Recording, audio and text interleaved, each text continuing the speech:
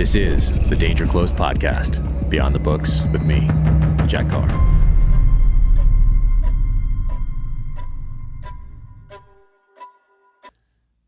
Welcome to the Danger Close podcast, an Ironclad original presented by Navy Federal Credit Union. My guests today are Alana and Dean Stott. Alana is an author, philanthropist, speaker, and former Miss Scotland. She is the author of How to Ask for Money, She Who Dares, and a new children's book series called Mollie's Adventures. She was recently invested into the Most Excellent Order of the British Empire. Dean Stott is a former SBS operator from the UK. He is also the world record-breaking cyclist who cycled the Pan-American Highway in under 100 days. Fascinating. His book is called Relentless. And now, without further ado, here's Dean and Alana Stott. All right, let's kick it off. Alana, Dean, thank you guys for coming up. I mean, and you guys right off the plane from California. You guys both look so stylish, by the way. Thank you. Yeah, It's so it's good not. to be here. Yeah, it's so great to see you. I feel like I know you guys already just because we've been corresponding for the last few years, and the whole last few years have turned into one long day on this end. And now you guys have been so busy, so I can only imagine that you feel similar in how busy things are. But before I dive into everything else, I need to ask about Most Excellent Order of the British Empire. Oh, straight in. Yeah, straight in. I'm going to go back from there, but I'm so curious about how that comes about, and then what that means, and what company you're in, and all of that. You don't really get told. So actually, I received an email. It would have been the end of November, beginning of December last year. I think it was from the Home Office, and it said that I'd been nominated by the Prime Minister to the King for this award. So obviously I was like, yes, spam, it's a joke, I'm going to read it. So I just ignored it. I thought it was. And then I got another one saying that if you want to reject it, you just ignore it. And then they said that it would eventually come out in the press is when it's first announced. So it goes into the Home Office system or something, and then it gets announced. So I didn't believe it until I actually seen it on that day, because I just wasn't quite sure what it was about, what it was for. And then Dean told me that his dad had received the British Empire Medal, which is the BEM. Okay. Which is a similar medal. Okay. So the MBEs, the BEMs, the OBEs. I've heard of the OBE. Yeah, the OBEs. So you tend to get. There'll be those people who excel in sport and business, actors. They tend to get them. But then there's the silent heroes, the people who work behind the scenes, work in philanthropy or modern slavery and human trafficking, that have been recognised for their work. So I think it goes in. So the member of the Most Excellent Order of the British Empire is what I've got, and then I think the order is just like a little step up. So the OBE goes to I think people that might have already received, and then there's the knighthood. So that's the kind of levels of.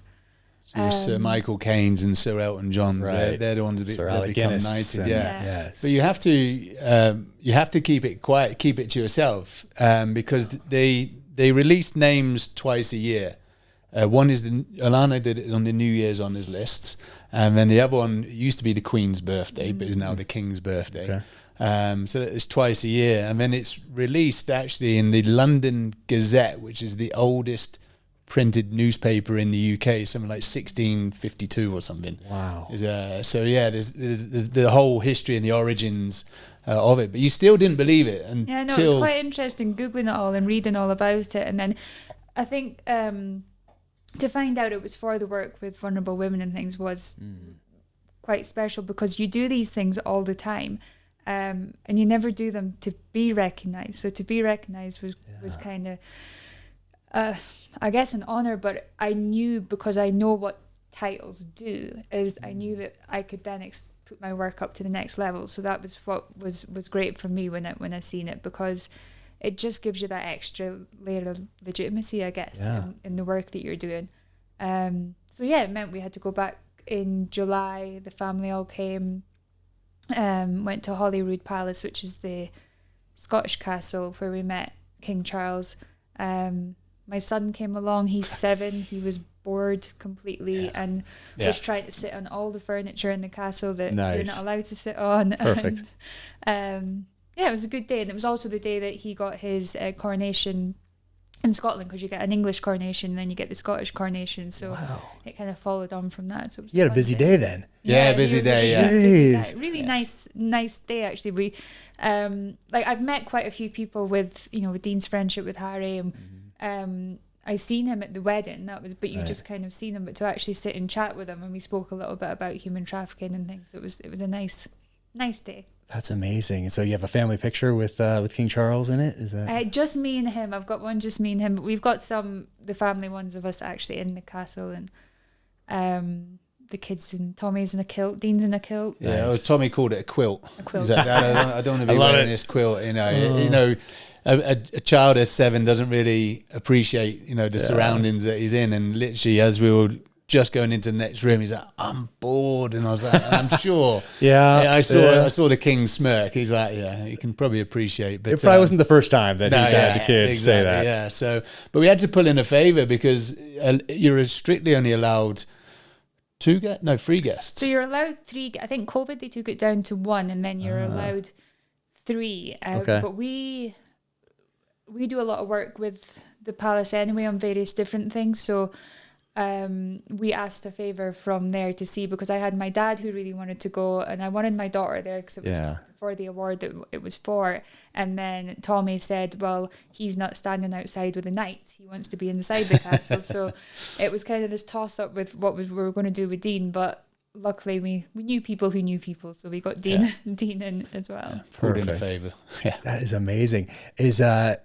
Are there any people who are not from the UK who have gotten that, like in the Tom Clancy novels and Patriot Games? Of course, Jack Ryan gets, I think it's a knighthood. It's been a long time since I read that book, so he's Sir Jack Ryan. Is there anybody from outside, or I think if you are all part of the Commonwealth. Okay. So if you're part of the Commonwealth as well, but they're the only ones I know. It's normally UK and the Commonwealth. Well, I think didn't Giuliani get one? Sorry? Didn't Rudy Giuliani get one? I'm not sure. I think there is ways you can get There is ways, it. is there? Okay, yeah. There's ways, I mean. Interesting. So Tom Clancy. Maybe get Jack Carr MBE one day. Yeah, it's good. It's good 3 letters. But Alana thinks I should be curtsying around the house, which is still not going to happen. Not happening? Not yet? No. No, that's fantastic that you guys got to do that. What a special thing, especially for the kids later on. And I think it was services to vulnerable women and mental health. So I think it kind of, for that part of it, we took it as a family award because of the work that we'd done previously with Dean's bike ride and things. And I think that because of his friendship with his little ginger friend, I think that he's never going to get one. I'm probably persona non grata now. Oh, really? Because then they'll be like, the only reason. But I think for me, I was probably more proud of for Alana, because I see the hard work that Alana does, and as Alana said, services to vulnerable women, what she does behind the scenes in modern slavery and human trafficking, and then there was the mental health awareness. Alana raised on my bike ride $1.4 million for mental health, and so for me it was almost like that final chapter that we could close that and move forward. So, and obviously, perfect timing with your book, How to Ask for Money, because you've just been given an award from the King for it. So as Alana said, it's almost that legitimacy or credibility, to back her stories. So I was doing more somersaults than Alana. That's so great. But more so the fact that she has been recognised for that hard work behind the scenes, because not everyone, especially the work that we're involved with, especially in security and human trafficking, you can't be on social media telling the world what you do. A lot of the stuff we do. It's actually very funny, because I really struggled to get Dean to post. He's in this media world now, and I'm like, you need to post on social media. I don't want to post on social media. But when it came to this, he was like, yes, I'm sharing that. I'm like, I don't want to share it. So it's a funny thing. I think, as you come from the special forces, one of the ethoses is humility, and so you don't really want to be not showing off, or you feel like you are showing off. You feel like, but I'm now starting to understand that it is a tool and not a vice. You know, it's there for, if used correctly, for the right reasons. You know, if you want to sell books, if you want to talk about, if you're sponsored by brands, they need you to be sharing. So it's taken a while, and I'm slowly getting. It's just learning to do it as you are, who you are, and not try and do this. Remain authentic. Yeah. Otherwise, it would be exhausting if you were trying to not be yourself. If you were engaged a lot on social media, it'd be exhausting not to be yourself. I look at it when I first stepped into this world. Very similar. I had no Facebook or Instagram, or I had nothing in the military. Of course, now it's kind of weird if you don't have something like that. When the intelligence side of the house, if you're doing something, all of a sudden you're like, wait, you have no. You're in a room at some airport somewhere, and like, wait a second, you have no social media, no email, no computer with you, like. What's going on? Like now it's like red flags, but I get to deal with that in the fictional sense now. But as I was stepping into this world and realized that I would have to do that, I knew I couldn't be anything other than authentic. So there's that side of it. But I wanted to be, myself. I want to try to be as thoughtful as I can when I post these things and do whatever I'm doing and sharing the journey. But I looked at it as a small town general store, and like if someone's walking by and they look in the window and it's it says general store and there's a door there and there's a few items in the glass window there, and they come inside and like that's my storefront. So I looked at social media and website and that stuff. That's my storefront. If someone comes in and they're asking for directions back to the interstate, or they want to buy a 6-pack or whatever it is, like you're there to help. You're there to give those directions, or here's the 6-pack, and in my case, a book, that sort of a thing. So, or do they just want to chat? It's kind of just exchange of information and a shaking of hands, and hopefully leaving somebody adding value to their life because they stopped in that store. So that's kind of how I looked at it when I started down this path. But they've got absolutely no right to see what's in the back room, I guess. Exactly. Add on to that. I got some security in the back room ready to come on out and start stacking bodies if need be. But that's just how it goes. When you did that, when you went back there and received this recognition, and you got to sit down with the king, was press there taking pictures, or was this like a private thing? There was press outside, but I think most of them had gone because the Royal Mile is where they were doing the procession, like literally straight after we finished our investitures. They were going straight in the Royal Mile. So I think most of the press had gone down for that on that day, which was quite good. But I think they did allow them into the courtyard, but you could leave around the other side if you didn't want to go out there. So you can either be as involved or as uninvolved as you wanted to be with that. And then they had their own photographers kind of inside the palace that you can do the family pictures and the individual pictures and stuff. And then, he gave you the medal there. It was in the medal. So cool. So cool. I was going to get to this later, but since we're on the subject of press and media and that world, was it very different feeling from the wedding then that you?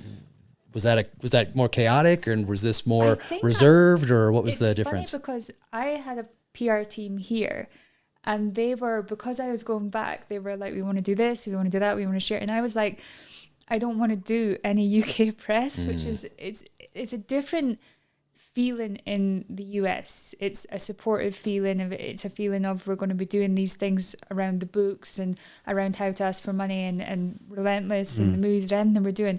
When we're back in the UK, we've still got that little bit of negativity of the things that happened to us before. So we didn't push it as much as we wanted to, but it was definitely like, it's also a different time when with the wedding, the couple were like, the press loved them. I literally just finished This is Prince Harry, for those listening, don't know what we're talking about. So I just broken the world record a week before. Yeah, the wedding was on the 18th. Was it 18th or 19th? 19th. I broke the world record on the 11th in Alaska. Crazy. And landed back in UK on the 17th. And I hadn't really been following it because I'd been so fixated on this bike ride. I came back, and last time I'd seen crowds like that and the buzz around the city was the London Olympics. And it was amazing. So, but I hadn't really digested or taken on board what I just achieved the last 3.5 months. I became the first man in history to cycle the world's longest road. And then all of a sudden I'm then hit with the world's press. So I'm still trying to get used to being around Alana and the kids, never mind having the world's press. I had 30 interviews in the first 36 hours. But But all also, it was the bike ride was the reason that Dean got, so before we decided that Dean was going to do the bike ride, Dean had no social media, no presence. As we were saying, he was completely, this was alien to him. So we set it up because we knew for fundraising we were going to have that presence. We were going to have to show these things. So before the bike ride, he had nothing. And then now we're in this stage. He's finished this bike ride where he was on his own for 4 or 5 months. And then he's in front of everyone and he's being, photographed, and there's stories being written, and there's this attention on him that it was...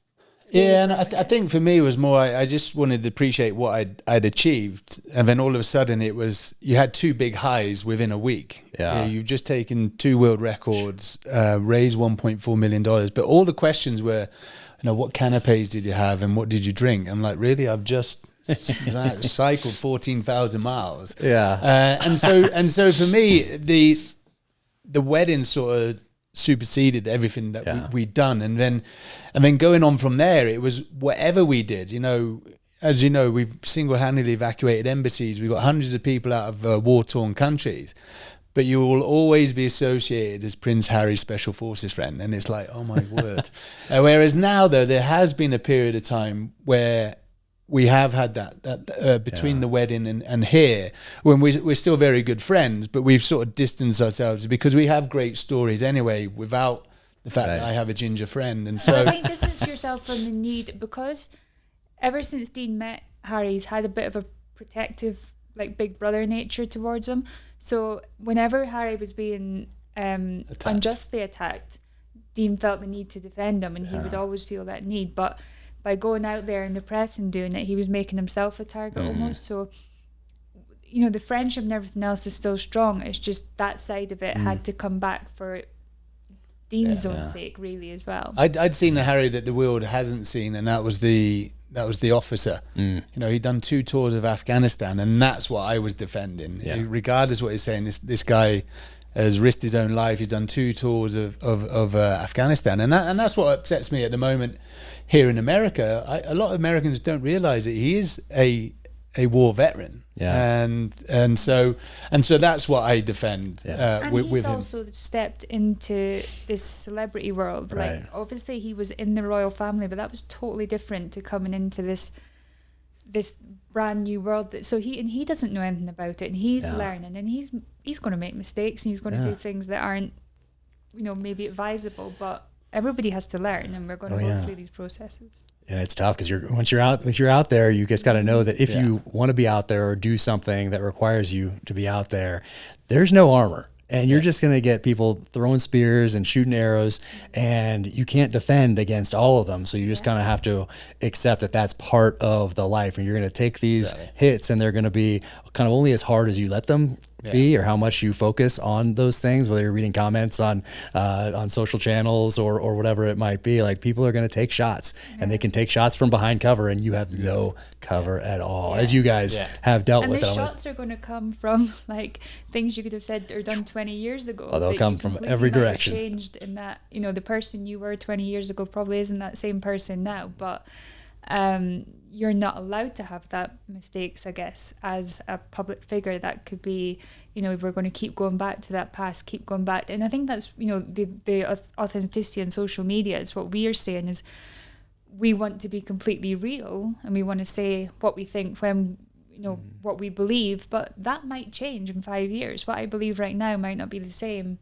And I think there isn't much leeway when it comes to mainstream media now on that. Yeah, I mean, we're all learning, we're all evolving, hopefully becoming wiser, taking lessons from the past, applying them going forward as wisdom, hopefully. But that allows people from the shadows to be like, oh, look what this person said 5 years ago, 10 years ago. Yeah. And then they can just keep throwing it up there just to, as you know, from I was going to ask you later about the journalist and media, what hit pieces and how you deal with that. And I mean, it's all brand new to anybody that steps into that public space. I mean, it's a new battle space. It's not like the one that we came from. I think for us, when we got targeted by the UK, the first, it said Prince Harry's special forces friend. So that's it. The focus isn't actually on you. So I actually spoke to Harry when there was an allegation, and He said, I'm loathed to log on because of clickbait. Yeah. But he actually spoke me through it. He said it's in inverted commas. It's not even true. And actually, we were one of 9 people in that paper that day. They had targeted Serena Williams, anyone in and around the couple. And so that we soon learned a lesson. I put my barriers up because for me, they were questioning my integrity, and that's one thing I pride myself on is from the Special Forces is the integrity. And Alana, thankfully I had Alana there because my sort of, from our backgrounds, my go-to is, well, let's kick in the door, throw a few grenades and, get rid of this journalist. And Alana's like, no, let's bide illegal. Yeah, it is illegal. Yeah. Let's bide our time, let's do it. And it was that dignified silence. And then later on when it was all refuted, and again, that's why with the MBE with Alana, it was almost like a middle finger to the journalist. Everything you said not only wasn't true, but we've been recognized for it. So there is an element of doing it. We see some of our friends who are now public figures and they get targeted and they just respond. Yeah. And I would have done that if it wasn't for Alana. And I'm thankful Alana was there because 18 months later, it's almost like you have a little smirk. It's that dignified silence. You just let it go. And then, and you don't need to argue. You don't need to argue. And your integrity has been regained. Is telling you to defend yourself. I mean, it's only natural, but it's a different battle space, and it's so tough. It's and the part about being real and authentic publicly, I think it makes those shots hurt more. Because if it's not you out there and you're just a character that you're playing essentially and putting something out there, and someone is shooting arrows at that character, well, it's not really you. It's not going to hurt as much. But if you're sharing feelings that are real, thoughts that are real, trying to add value to people's lives, and you're getting those shots, I think they hurt more. And it's harder to defend against those things just because you have people telling you grow thick skin, you have to, but it is hard if you are, a person, especially if you're somebody who does care a lot, it's going to hurt. So you do grow and you do learn. But I think even just working with, in the security world, with the stalking cases that I work with and the things that I start to see, like human nature, some of the letters that I've seen from people that have been sent to celebrity figures and things, and you think you don't know this person, you're wishing harm on them, you're wishing death on them, you're wishing pain on them. You can't get with journalists. It's different. I mean, with those journalists that we had, I'd sent them all the evidence that what they were saying wasn't true, but it was more important to write that article because they knew it would be far too difficult for us to sue them or whatever. So and you're not going to change anybody's mind, even with that, even with someone, they obviously know they're printing something just to get a click or a headline or some recognition on their side, and they're hurting you. They obviously don't care. They think of it as probably a game. Like there's this, so I did a giveaway yesterday. I try to do a giveaway the first Monday of every month, just as a way to say thank you to people who follow on social media or watch the show or listen to the podcast or whatever it is. So it's on Instagram, and sometimes there's brands that people know, like a SIG, and we'll give away a pistol or a rifle or something like that. And then sometimes it's an up and coming knife maker and just trying to help out that company or whatever. And all you have to do is really comment and follow those companies, and that's pretty much it. And so I try to make it as easy as possible. The few barriers, sign up for the newsletter, like that's it. So I'm going through the comments yesterday, just doing a quick scan, and someone's going to win this thing, and I'm just kind of seeing how many, what people are excited about, and they're really excited for this giveaway. And I'm looking, and then this one comment jumps out, and it's someone saying, "This is an overt grab for followers, F you," like that. And I'm it's hard to do these giveaways. You have to coordinate with all those different companies. You have to get the photos or the piece of kit or whatever and get the pictures up there and figure out the copy. And then you have to spend time going through. So as a value proposition, it doesn't benefit me at all. I need to be writing books and scripts, and but it's something I like to do. And then you see somebody that says something like that, and I clicked on them, and I'm like, looks like a normal dude, but I was just why like, is it we see that? Why is it we see that? Why is it just that one comment? You got thousands of others which complimenting you. I mean, that one is one that you get fixated on. Right. So, it's not going to change. I'm not going to be like, oh no, it's really just that. No, you're not going to help that person. It's probably a sign of some other deep-seated issue that they have. Why would you take that time to comment? Social media and with the way of the world today, I think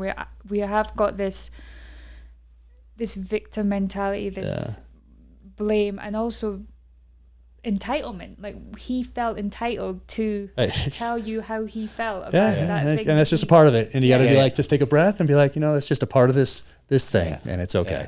See, for me, I don't know, call them the keyboard warriors. I'm like, would this person say this in? No way. I made a comment when going back to the journalistic integrity of the UK press, is that I have, and we got targeted on Twitter with these anomalies, and I said I had more respect for the Taliban than I do for these people, because this person at least is standing in front of me and showing their face. It's those that sort of hide as bots. So that was what got me, is that I'm fighting an enemy.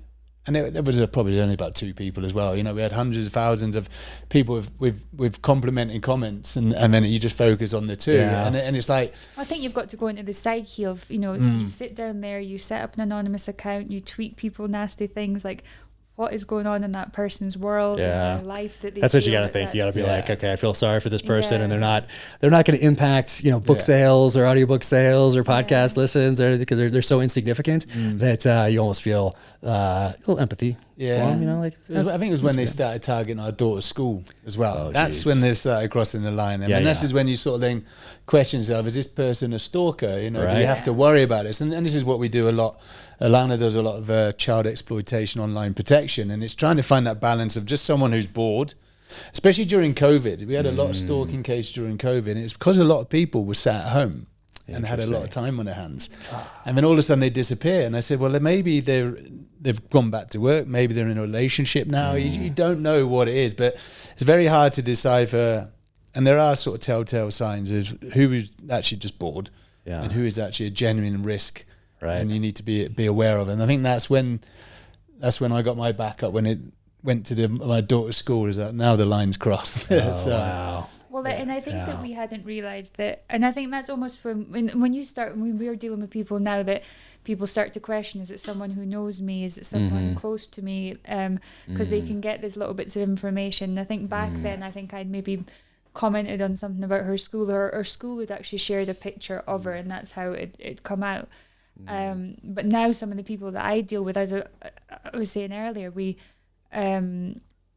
just do a deep dive into their social media to start with, and we can see these things. And I do understand that a lot of celebrities have to be on there constantly and doing things, but things like, do you have to be on there in real time? Do you have to be on? Do you have to show your kids' school? Do you have to show where you live? Do you have to show all these things? I would say no. Like, you can say, I live in California and Laguna Beach, but you don't need to put your street name or here's my address, here's the front of my house, here's a picture. And how much you show of your actual, I mean, as I was saying, one of these cases I had, we were able to literally draw out the layout of her house by just piecing together the pictures that she'd put on. We knew the colour of her doors, we knew obviously where she went, the kids went to school, what time they left. I mean, you name it, I could put her week together just by her social media. She was adamant that she was quite secure online. She goes, I haven't put any of this information out. And we reviewed her Instagram, and she goes, I know everyone, all of my followers. And then we gave a whole list, didn't we? And there must be about 700. There was a lot of followers. Who are these people? And she's like, I don't know. I said, you need to get rid of them. So it's very difficult to remain covert. It's tough. You're giving away so much information. So it's hard. Yeah, and I find it, and since moving to America as well, I think UK does have a little bit tighter, but if as soon as you buy a property, as soon as you register for mail, as soon as you get a mobile phone, these things are all, a lot of the information that I find out, a lot of the investigation work I do is open source. There's nothing, it's all out there. And that's, even for us, when we were trying to work on the addresses, because we were renting and things, it was very difficult to keep. It's tough where we're living. It's really tough. You dig down deep enough, you'll find it. So I think the key is putting up enough barriers that it makes you a little bit harder target than somebody else who's maybe not taking some of those precautions. But it's tougher, the digital world. I mean, imagine trying to find out information on somebody back in like 1940 and then compare it to today, what we're giving out investigators actually had to work back then. Exactly. They had to leave, They had to go get a donut and a newspaper and sit in some sort of a nondescript vehicle and do all that sorts of thing. Now it's just, you can do it all on your phone. And journalists as well. Journalists had to do their work there back then and stuff. But it's all going back. Alana wrote an art. There's a newspaper we work with back in the UK called Hacked Off, and it was formed by Hugh Grant originally. Oh, really?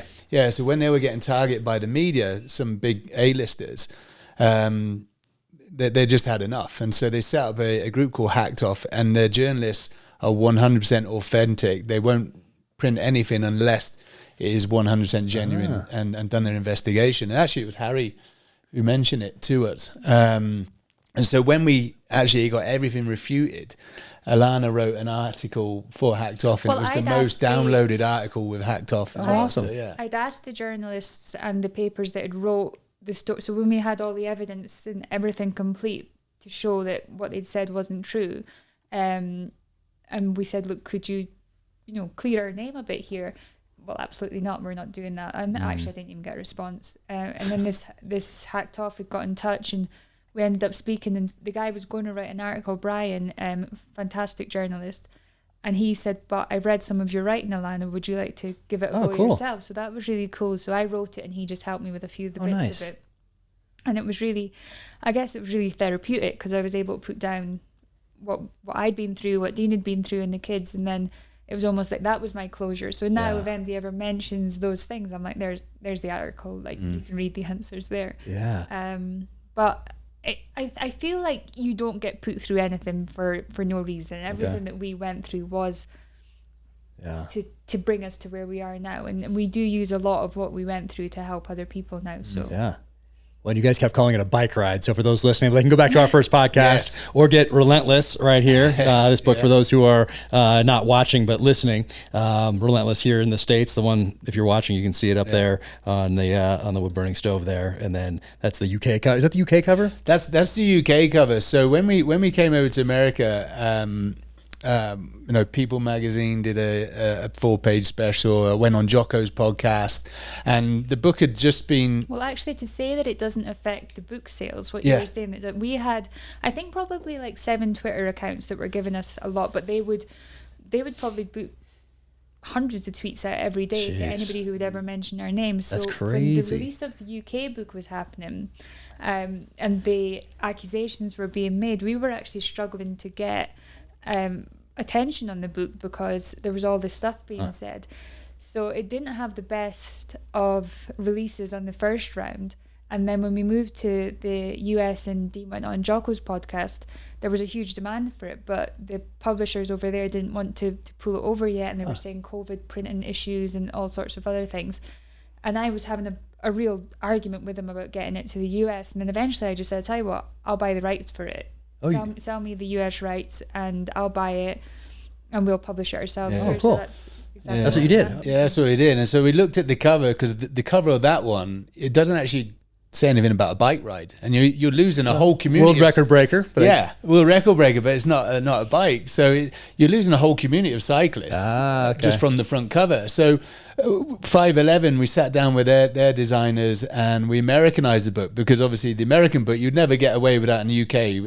Is that right? In a mini-me with ammunition around your neck. Okay, because you do have rifles here, two of them. Do have rifles, a couple of frogmen in the background, and so we watermarked the cyclist at the front, so at least you can see it's a cyclist. Okay. And then I think the book, some great influences on the book in UK. Serrano Fines, who's ex-SAS, an amazing explorer. I was going to ask you about that. Yeah. Have you met him before? Yeah, I've met him before. Yeah, he's a lovely guy. And then you had Bear Grylls and Leveson Wood. Yep. But actually, Serrano Fines and Leveson Wood, not really known here in the US. So we kept Bear Grylls, Admiral McCraven and Jocko. Put a couple of... so very much Americanized the book, and almost like a second launch, wasn't it? So... and it was good because we got to have a little bit more control. So there is a little bit difference between the books. We got to add a couple of bits in that the UK wouldn't let. So interesting. A little difference. I did not know that. That's good to know. It's good reason for people to get both and then and compare. And this also, so there was because I have the books for you, obviously, that I'm holding. And then I have Foxy's book, and I have, and so there was a similar theme to all those. Exactly the same theme, and it's the same photographer, was called Robert Wilson. Who did all our they're all awesome, though. They're all up. Yeah, they're all opposite. But again, when we were sat down with 511, in the US, it's all about light and hope. whereas UK is very dark, and so we really literally night and day, excuse the pun, with both books. That's very dark with my face, which is quite intimidating to something with me smiling, which is pretty much me. Yeah. With a gun. Yeah, no, I love all the different covers for all the different. So I'm very involved in my covers in the U.S. and I make sure I get the finger off the trigger. No, it's the wrong pistol. No, this. No, so I'm very involved in those. But I could be involved in the international covers, but I'm not because I think they're pretty funny. And you'll have somebody, like the cut off shirt. Like there's not a cut off shirt in the book. Why is he like, or the tattoo on what? Yeah. And then finger on the trigger. He's pointing it at his knee. Like all the stuff like that. But it's interesting how different they are all around the world. The German cover is different from the one in Poland, different than the one in the UK. But UK and Australia and South Africa, I think those ones are either the same or very similar. Yeah, UK and Australia are very close. Yeah, very close. Yeah. But I collect them all. I love looking at them all because they're all so different for those different markets. And the Japanese cover is totally different. It's up on the wall or on the shelf over there, but it's like totally different. And I think that I'm gonna get that one blown up just because it's really cool. But no, I like these ones. I like all these. But now I'm gonna go through. I didn't know that there's different stuff in there, so now I want to see. I edited it, and I think I just finished She Who Dares when I went on to edit this, and it was really bad because I'd done a full edit and forgot to save. And you can imagine that feeling. I can. Yeah. And we changed the S to Z for Americanized the book. Different ways of spelling. Okay. There There was a couple of stories in the book that Dean had to change a little bit on just for disclosure. So we have the Ministry of Defence, like your DOD. It has to go through them. But the law in UK, it doesn't reflect the law in US. So we could we're open to elaborate a bit more. I added on the selection process. We stop as soon as he arrives in the jungle. We can only do selection the first 4 weeks, which is the hills phase, and then we stop. And I actually don't go, out of respect for the guys, I don't go into any details of the special forces because there's plenty of other stories in the security that I didn't need to. He's obviously not read that one then. Yeah, I actually haven't read the American one. Have you read this one? I have actually read that. Yes, I did. The final version? Because there's a couple of things, as I was reading this one, I was like, there's a couple of things in here that weren't in here. And maybe some of the ones that ended up in the US version over there. Well, that's a really interesting story we can get to. Well, if I ever die, there'll be another book with the actual stories in. Okay. I'll be writing straight away. Watch yourself. Watch your back. I won't be accountable to the MOD. That wasn't me. I want to talk to you about that, the MOD over there, and how different it is over there than here. But She Who Dares, is this out? Is this out right now, or is this? That's out. This is out right now. Yeah. And you guys have been all over the place. I mean, you guys are so busy. But thank you for sharing this with me 2 years ago, early version. And I remember reading it. I was up in that area that's being remodeled right now over there when I read it. But I mean, so honest, so moving, and it was really cool to have already read Dean's book and then to get your perspective on some of those things, which I want to ask you about. But in this, you started working at a very young age. When was your first job? How old were you? 11. 11, yeah. Jeez. I mean, that's, and then not soon thereafter, there was the coffee shop, which has the burn incident, which is you're reading this and you're like, oh my goodness, you're going through so much at such a young age. Really interesting, actually, because we've just returned to the UK to do our medical for our visa process. And one of the things we had to do for that was we had to get our medical docs from the doctor. So they came in and I was just reading through them. Both of us read through them and we were like, it was a lot of the things in the medical docs. I was like, wow, I forgot that part and I'd forgot that was going on. And then you were adding up everything from what was in the book coinciding with the medical docs. It was, I think probably I would have wrote it a little bit differently as well, even then, because there was a couple of things I'd forgot about during that time. It was an interesting period. But my mum and dad got divorced when I was 7 and she was a single mum. And there was limited funds in the house, so if we wanted anything, we had to go and work. That was how it was. And you were all about it, figuring out how to make money, how to save money, very cognizant of where you spent it. And there's also the knife incident. Was your mom dating the person who's in the front yard with a knife and the whole? I mean, there's a lot you dealt with at a very young age that helped make you who you are today, obviously, that you share in this. But those years, oh my gosh. They're almost, it's so hard to read, but I think anyone can relate to them because everyone's going to hit adversity at some point along the line. No matter Yeah, how I much think money you're that's- born with or whatever your family you're born into, something's going to happen. Yeah, that's what connected Dean and I think, because we both had that similar upbringing. There was things that happened with both of us, but it's really interesting right now because my daughter's 12 now, and some of the things in the book are going around that kind of age, and I look at her and I think, you're just a baby, you're just a little girl. But I remember back then thinking, no, I can deal with this. I'm strong, I'm tough, I'm grown up, I can deal with it. But I look at her and think, no, you shouldn't be dealing with most of those things. Yeah. But yeah, it does form you and it does make you who you are. So it's can't be experience without experiences. It builds that resiliency and grit. But yeah, I agree. You say you look at Mollie, who's 12, and you're going through things. I look at 17-year-old boys. And they're boys. I joined the army at 17. There's no way my son's going in. It's just a different. I think it was just a different. Yeah. It was a different era. Yeah. But I read Alana's book. I was filming. I was in Colombia, and I knew some of Alana's stories, but I didn't. I wasn't able to connect the dot on timelines actually, and so for me, I came back from that trip, and it's sort of really.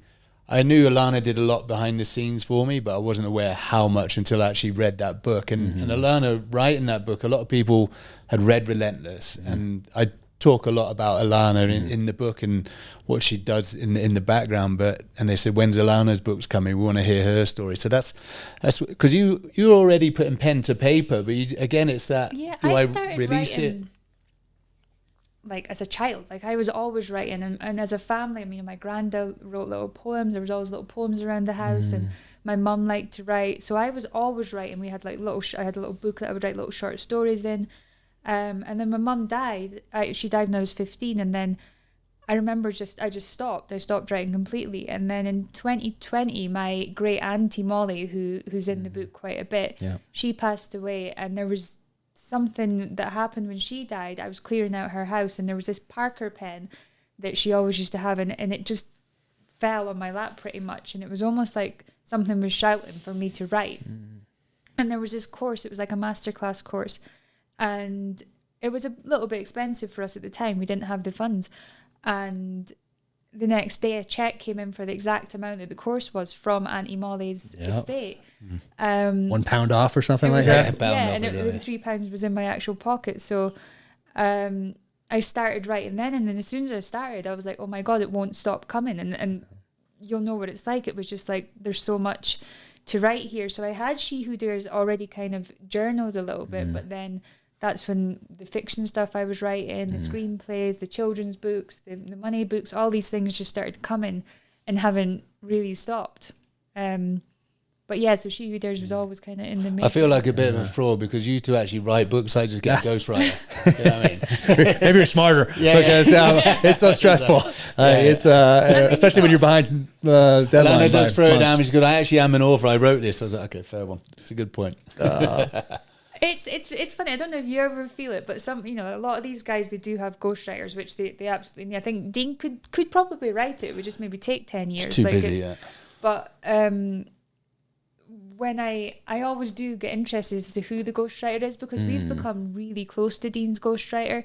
And then when I did start writing, he's given me a lot of advice, and he is a really, really good friend now, and we do a lot of stuff with him. So I always have like huge respect for what they do, because they write these amazing books that become bestsellers and get very little recognition. I think a lot of actual author. I mean, Dean's super open about who his ghostwriter is and how he worked with them.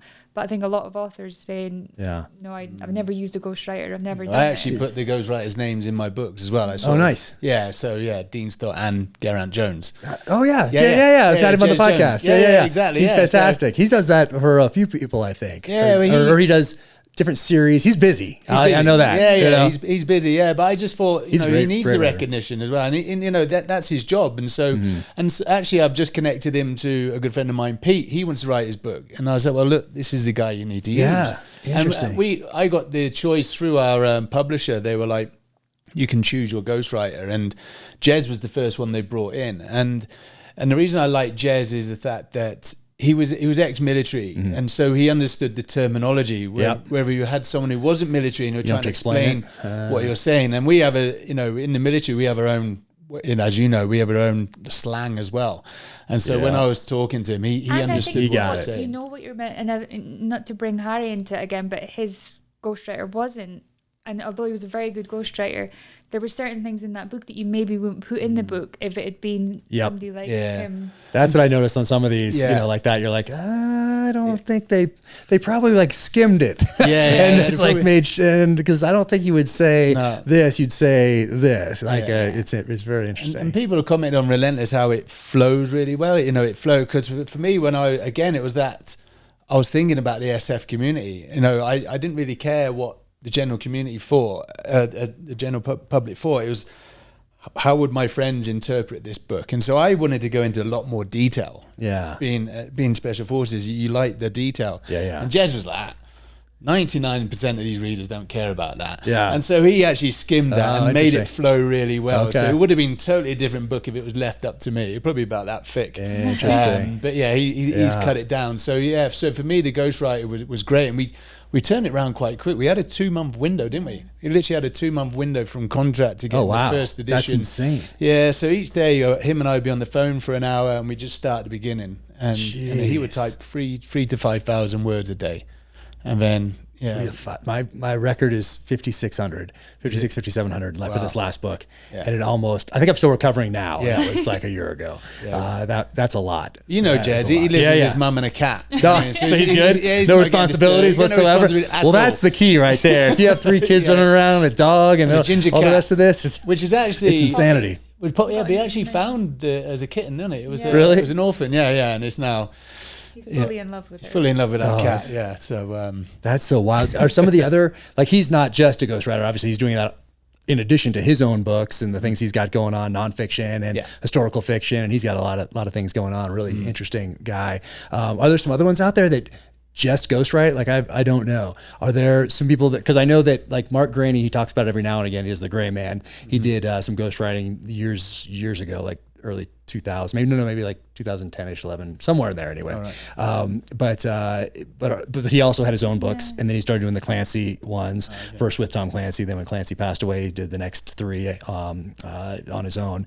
But are there some people that just ghostwrite and don't have their own thing going on? Like, how would you find somebody? I've always wondered that, and I never even asked. I could probably the UK, ask a there's bunch like of different ghostwriter.co.uk, but I think most of the literary agents know them. I think Ant's ghostwriter he only does ghostwriting, I think. Is it? How would they find that person then? So in my mind, I'm like, I see how they found Mark Graney, because he had the Gray Man out, and maybe he had his first Tom Clancy out or something. I'm not sure, but he at least had a Gray Man or 2 out already when he did the one that he did, or the couple that he did. But if you didn't have your own series, like, how would you even know? I guess the agents know. I mean, I had a lady approach me actually when I was writing She Who Dares, and she only done ghostwriting as well, and she'd done a few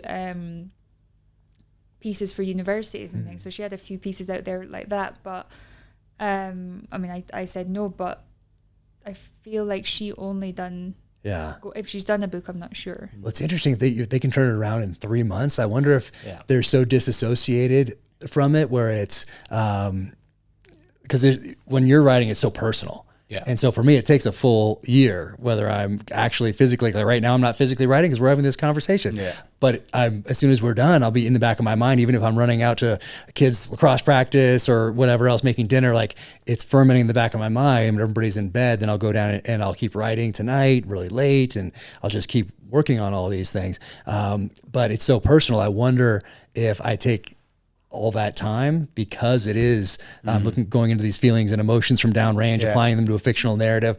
But if I was writing it for somebody else, you might be like, we'll catch this later. We'll catch this in edits. And you're just getting it done. I'm on a contract. I'm going to be done by, because for me, the personal side of it is more important than my deadline, if that makes sense. That makes sense. I had that feeling between writing She Who Dares was hard because you're putting your own, this is your own life. So every time you're going further back, it was more draining, and you would have to take a break and everything.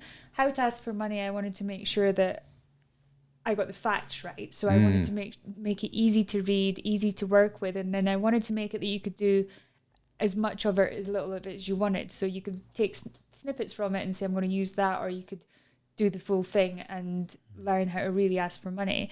But right now I'm writing my first fiction one, and I find that more exhilarating, really, because I can be a little bit free. Yeah. I can be like, oh, I'm going to do this with it. If you make a mistake, you'll be like, it's fiction, everybody. No one's going to Come on. question the authenticity of it. If it's your autobiography or someone else, it's got to be factual. It has to be factual, because they're going to fact check. But it's funny because my assistant, the one that I'm writing, one of the characters is Lockie, and we talk about him that much. He's almost like part of our world, and we're like, what are we doing with Lockie today? Where's he going? Oh, no way. And this is different than the children's book that you have? No, this isn't adult fiction. This is great. Is first than that, but it's about true history, and I just wanted to, I think it's kind of current and it's relevant for what's going on in the world today. It's a different type of slavery, it's a different, and it's it kind of precedes the kind of 1883 type of eras and stuff. So it's really exciting to do it, because I've spoke about this period of history a lot of times, and now I'm writing a story about it, and then I'm putting this family into it, and then this whole narrative around it. So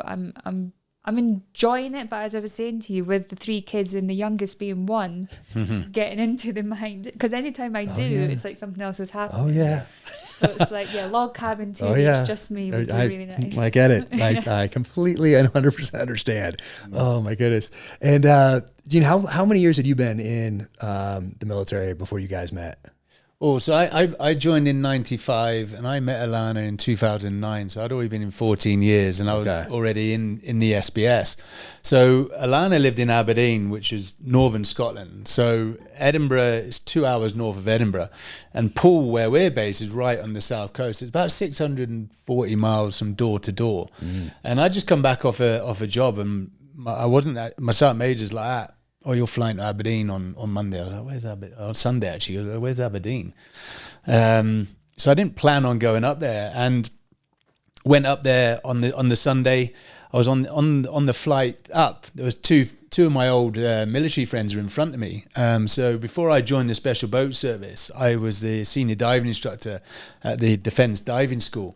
And so these guys worked with me there, and they were now offshore divers. So Aberdeen is the oil and gas capital of Europe, has 420 offshore platforms, and so they were saturation divers, and they're like, "Oh, we're coming out. We're out tonight," because it was a bank holiday weekend. Yeah. So in UK, you have some bank holidays, which means the Monday is a holiday. Okay. And so Sunday turns into the new Saturday. Everyone's out drinking. And I was a bank manager at the time, so bank holiday Mondays was almost like our Christmas. We got to go out. And so I was shattered because I'd just been away on tour, and it ended up going out, and I walked into the bar, and there's these 30 guys, these divers, and I was obviously suntanned, quite stocky, and I said to one of the lads, does anyone want a drink? And one of the guys who was at the dive school with me, he was like, "Oh, put your money away. I've just earned £50,000 in about 6 weeks," because they're on a lot of money. Okay. So I was like, "Okay then." So he went and bought me a drink, and I wasn't aware that Alana was at the end of the bar with her friends. Mm-hmm. You know, it's one of the nights. You know, when you're not.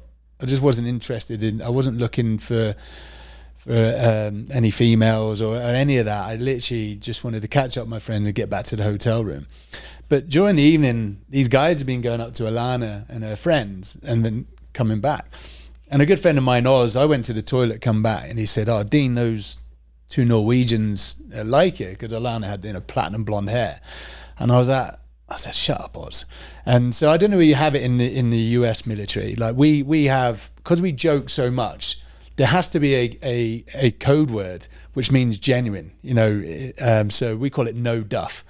So if we say Queens or on our Wings and Dagger, it means it's genuinely true and you're not joking. But if you lie on Queens or Wings and Dagger, you get your eyebrows shaven off, or you get a Robocop, which is where they shave your hair so you look like Robocop. So when he said Wings and Dagger, I was like, "Wings and Dagger?" He said, "Yeah." So I went on over and I started chatting to Alana and her friends, and Alana's like, "Well, we're going to go to a strip club." 2 of my friends that I was with, one of them worked in the bank with me, both of them worked in strip clubs as well on the side. So in Aberdeen's the oil and gas capital of Europe, and it's a busy place for people coming in and out. And actually the strip clubs, because we knew all the doormen and things, they were one place that you could go, you could have a drink, there was a little corner we always used to sit, nobody would bother you, it was private, it was a good night, you could just have a drink, listen to some good music. So it was where we always ended up when we didn't want to be bothered.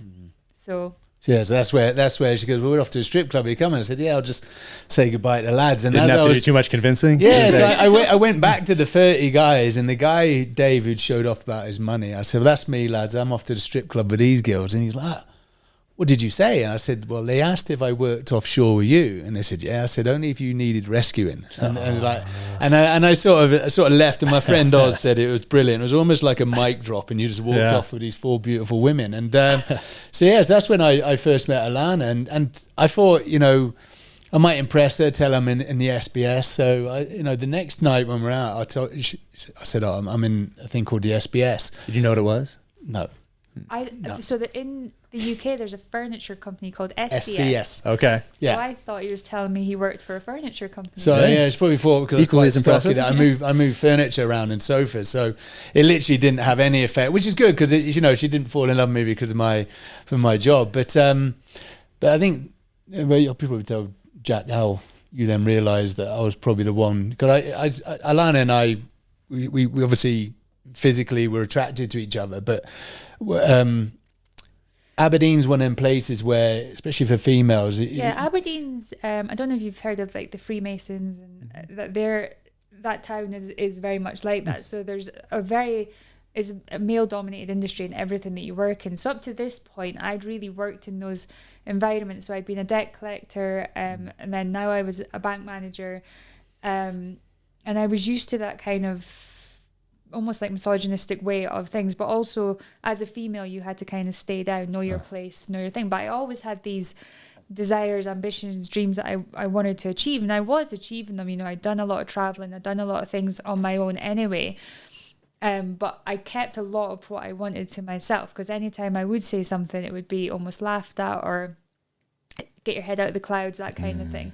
So when I met Dean, and Dean said, what is it you want to do as bank manager? What you've always wanted, it's a good job, is it what you've always wanted to do? And I said, no, I've always wanted to be a spy. That's what I've always wanted to do.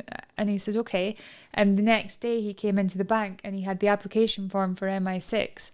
And a friend of his who worked there was on the phone, and he said, right, I'll talk you through the application Chief and the instructor. process. Oh, wow. Yeah. There you go, pulling out all the stops. Yeah. And that was it. He never once laughed at it or judged it. He was like, well, let's make it happen then. Let's go for it. And there's a process you go through, and I got through to stage 4, and that was the family history, and I got rejected at that point, so I don't know what's in my family. I've never known. They didn't tell me. And I was a little bit deflated, and Dean was like, well, let's do something else then. And then that's when we looked at private security, and we looked at other worlds that we could go into, and I was like, this is the person. Yeah. Well, a few things happen. What's the watch story? The watch, Vertex, yeah. So no, not that one. The other watch story. No. The one. Oh, the watch story. Yeah, like early on. Yeah, like there was a bet of some sort that. Yeah. So I don't know. And you say it's a watch in here, but is it Rolex, Tudor, or it's the Omega Seamaster? Okay. So they have 250. there was one of 250. They're limited editions, but actually it's behind the face. It's behind it. It has the SBS cat badge, so you can only buy it if you are a badged operator, and you're only allowed to buy one as well. You can't start buying Christmas gifts for everyone. Right. And so I had the watch, and that whole week I was in Aberdeen with Alana. On the final evening, there's 2 other SBS guys with me. We're out in the bar, and I said to Alana, do you want a game of pool? Not knowing if she plays pool or not.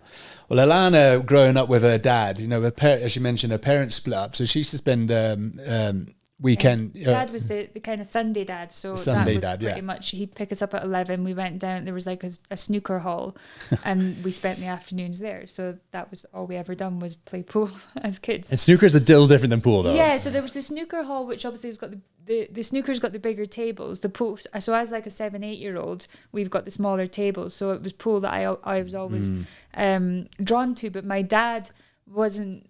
Like, it's okay if you miss. It was like, you'll hit that ball, you'll hit it correctly, you'll hold the cue correctly. It was really, really strict with how we played. There was no messing about with it. So So she was a hustler. Okay. So I said, do you want a game of pool? And next thing, I'm 4-1 down. Then I pulled it back to 4-all. And I didn't know if we were going to see each other after this week. You know, I live right at the bottom of England. So I said, I tell you what, I said, if you win the next game, I said, and I put my watch on the table, and I think they're valued at £30,000 because they're limited editions. I said, you can have the watch. And my two friends in the SBS are like, what? And I said, but if I win, I said, you have to come down to Poole and visit me. So I think at this point, because it was such a long distance, I was like, it's going to be this week. And I'm probably never going to see him again. This is it. Yeah, and I won in the end, and I kept the watch, and then I kept the woman, which you still have, right? Sorry, you have the woman, you have the watch. I still have the watch. Yeah, a lot of my friends actually. So a lot of my friends. So the SAS had the Breitling, SRR had the Rolex, and SBS had the Omega, and a lot of guys just kept them in their box. I actually deployed with mine. I jumped with it. I dived with it. You know, I did everything with it. But it's back in the box. I tell Alana it's for our son, and Alana says it's for her. So I was wondering who was going to be wearing it when you guys showed up here today. I thought you might have worn it today. I looked when you walked in. It's funny when he says he still has it. I'd like ask him where it is. I bet he doesn't know. I know where it is. I do know where it is. I do. Yeah, don't misplace that one. Yeah, no, I know where it is. Oh my gosh, that's fantastic. Let me tell you about First Form. They have amazing products. My personal favorites are the protein sticks and the Micro Factor daily nutrient packs. And why do I like them so much? Because First Form makes it super easy to get quality protein and nutrients on the go. And I always seem to be on the go. While their products are top-notch quality, what I like the most about them are their values. First Form is so much more than a supplement company. They are deeply committed to both American jobs and your personal well-being. At First Form, they value people. In fact, the only thing they've automated is a tape machine, a symbol of their dedication to providing jobs and making lives better. They care about employing people, nurturing their growth, and genuinely improving lives. Their mission is simple. First Form is there to help you reach your fitness and wellness goals. They believe in a partnership where if you meet them halfway, they'll help you make progress. Go to firstform.com/Jack Carr to receive free shipping on any orders over $75. That's STPHORM.com/Jack Carr. Once again, that's STPHORM.com/Jack Carr and receive free shipping on any orders over $75. And then from there, you still had another deployment at this stage, and you're going to Oman. And is this when the parachute accident? That was it. Yeah. happened? So when I met Alana, I was actually at the pinnacle of my career. You know, I was single until I met Alana. I was happy. I was going back out to Afghanistan. Actually, before we went on deployment there, we were on the counter-terrorism phase, and so any hostage rescues in UK or overseas we were on. So actually I didn't go back to Aberdeen for a while because we weren't allowed to leave. We had our pages. We weren't allowed to leave more than 30 minutes of being on camp. And so guys that had kids were never allowed to be on their own with their children because they had 30 minutes from the pager going off to us deploying. So Alana would make the effort to come down to see me, but we had this sort of like an unwritten rule that I couldn't really tell her where I was going on some of them. So if she'd receive a bunch of flowers and a bottle of champagne in the bank, it meant I was gone. And what Alana would do would put the champagne on ice, and then when I came home, we'd then open it together. So it was I kind of always knew, because I think that's maybe where my investigatorial skills started, because anytime he would say he was doing something, I was like, what's going on in the world? It wasn't hard to work out exactly where you were, and it was the height of piracy as well on the east coast of Africa as well, and coming from the special boat service, you know. So I was literally doing, and when I joined the special forces, it was the height of time on war and terror. You know, it's the busiest time in UK and US special forces history. We were doing things that our predecessors have been waiting 10, 15 years for. Did the first ever operational jump for the SBS, and did first ever operational jump for the black roll for UKSF, diving on cartel boats, literally ticking all the boxes in a short period of time. So for me, I was like, I'm at my pinnacle in life. Yeah. And then, as you rightly touched on, we were in Oman, ready to deploy, doing pre-deployment training for Afghanistan. Yeah. And I was doing a hey-ho jump, so high altitude, high opening jump. And we were already hey-ho trained, but we had a few new lads that just passed selection. And so they had to go through the process. So our sergeant major's like, well, you boys get on there and do a fun jump. And I never believe there's any such thing as a fun jump or a fun dive. They call them like Hollywood jumps. Yeah, exactly. And in the military, take a good sport, I mean, they ruin it. You know what I mean? Yeah. Oh, yeah. Diving, jumping, all the fun stuff. Yeah, all the skiing, got a house on your Well, back. I do want to ask you about that skiing thing, actually, because you were an instructor there. Or did you do the course? Yeah, you did the ski course, the instructor in Rügen, course. Yeah. But I'm going to go back to that. We'll go back to that. Yeah. So he said you do a fun jump, and it was my third or fourth jump of the day. I can't remember. Normally, I like to get myself at the front of the stick. And then I don't know if you guys, we frog it, so we jump and turn around and face towards the aircraft, which upsets all the parachute jump instructors anyway. But this time they put me in the middle of the stick, and as I exited the aircraft, I normally count 3,000 and then just look forward, but my leg was caught in the line above my head. And so with hey-ho, you're at 15,000 feet, you're on the limits of altitude on oxygen, and the parachute static line. So unlike skydiving where you're free this is a static line. This was a static line. It's a hey-ho. So it's one of the insertion methods that, the parachute opens straight away, and you can travel up to 50 kilometers or 30 minutes in the air. So it gives you're offset from the target, and then you fly towards the target area. And so I looked up, my leg was caught in the line, and so I'm trying to kick my leg out before the parachute got pulled up, and I couldn't clear it in time. It went up over my head and to the right, and thankfully my heel did clear. Otherwise, if my leg was still caught, it would have taken my leg off completely. But straight away, the pain, I'd never experienced pain like it. I was vomiting because of the pain, and because the oxygen was so thin, I was drifting in and out of consciousness. I knew I had a canopy, which was good, and I could see the rest of the stick, but there's no point in coming on the net and telling everyone I've got a sore leg, because there's nothing there they could do. But managed to land it one-legged. It was a great landing, but unfortunately the damage sustained, I tore my ACL, MCL, meniscus in the knee, my hamstring, my calf, and my quadricep.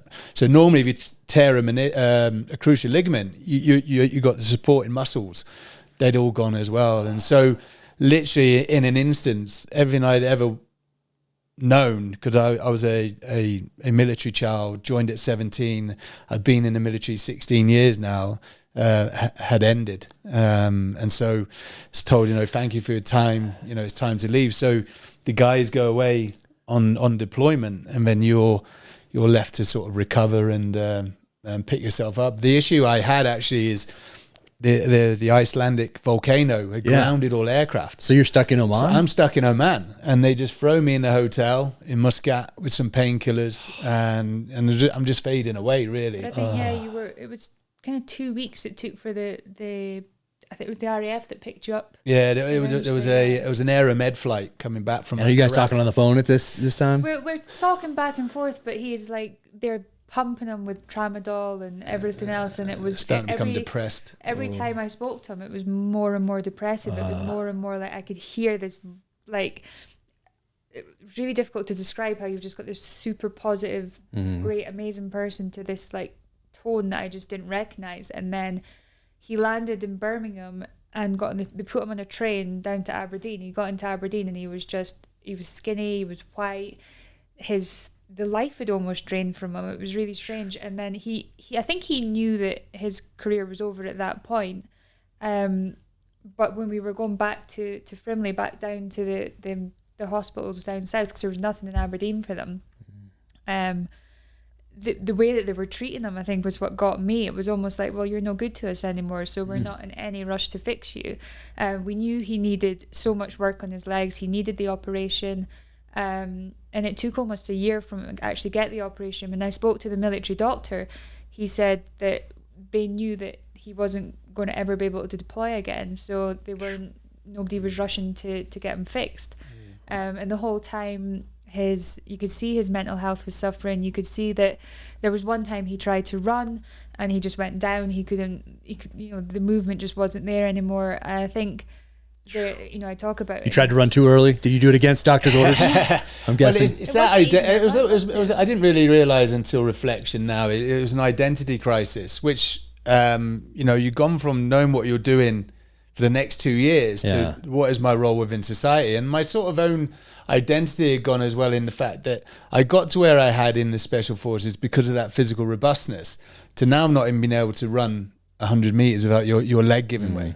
And to add to the pressure was Alana was 8 months pregnant with our first daughter. And it's like, how am I going to support my family? Is there any work out there? So it was an accumulation I think when you first got injured, I'd fallen pregnant, and then the egg incident was we were in camp. So at this point, we weren't actually married.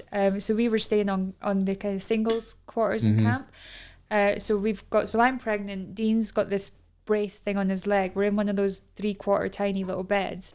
So Dean would end up sleeping on the floor a lot of the time just to get space, and he'd gone into the kitchen, which was this communal kitchen, and I could hear him from the bedroom, and I just heard this shout, this scream, this horrible sound, and I honestly thought someone had died, something had happened, and I didn't know what I was about to walk into in the kitchen.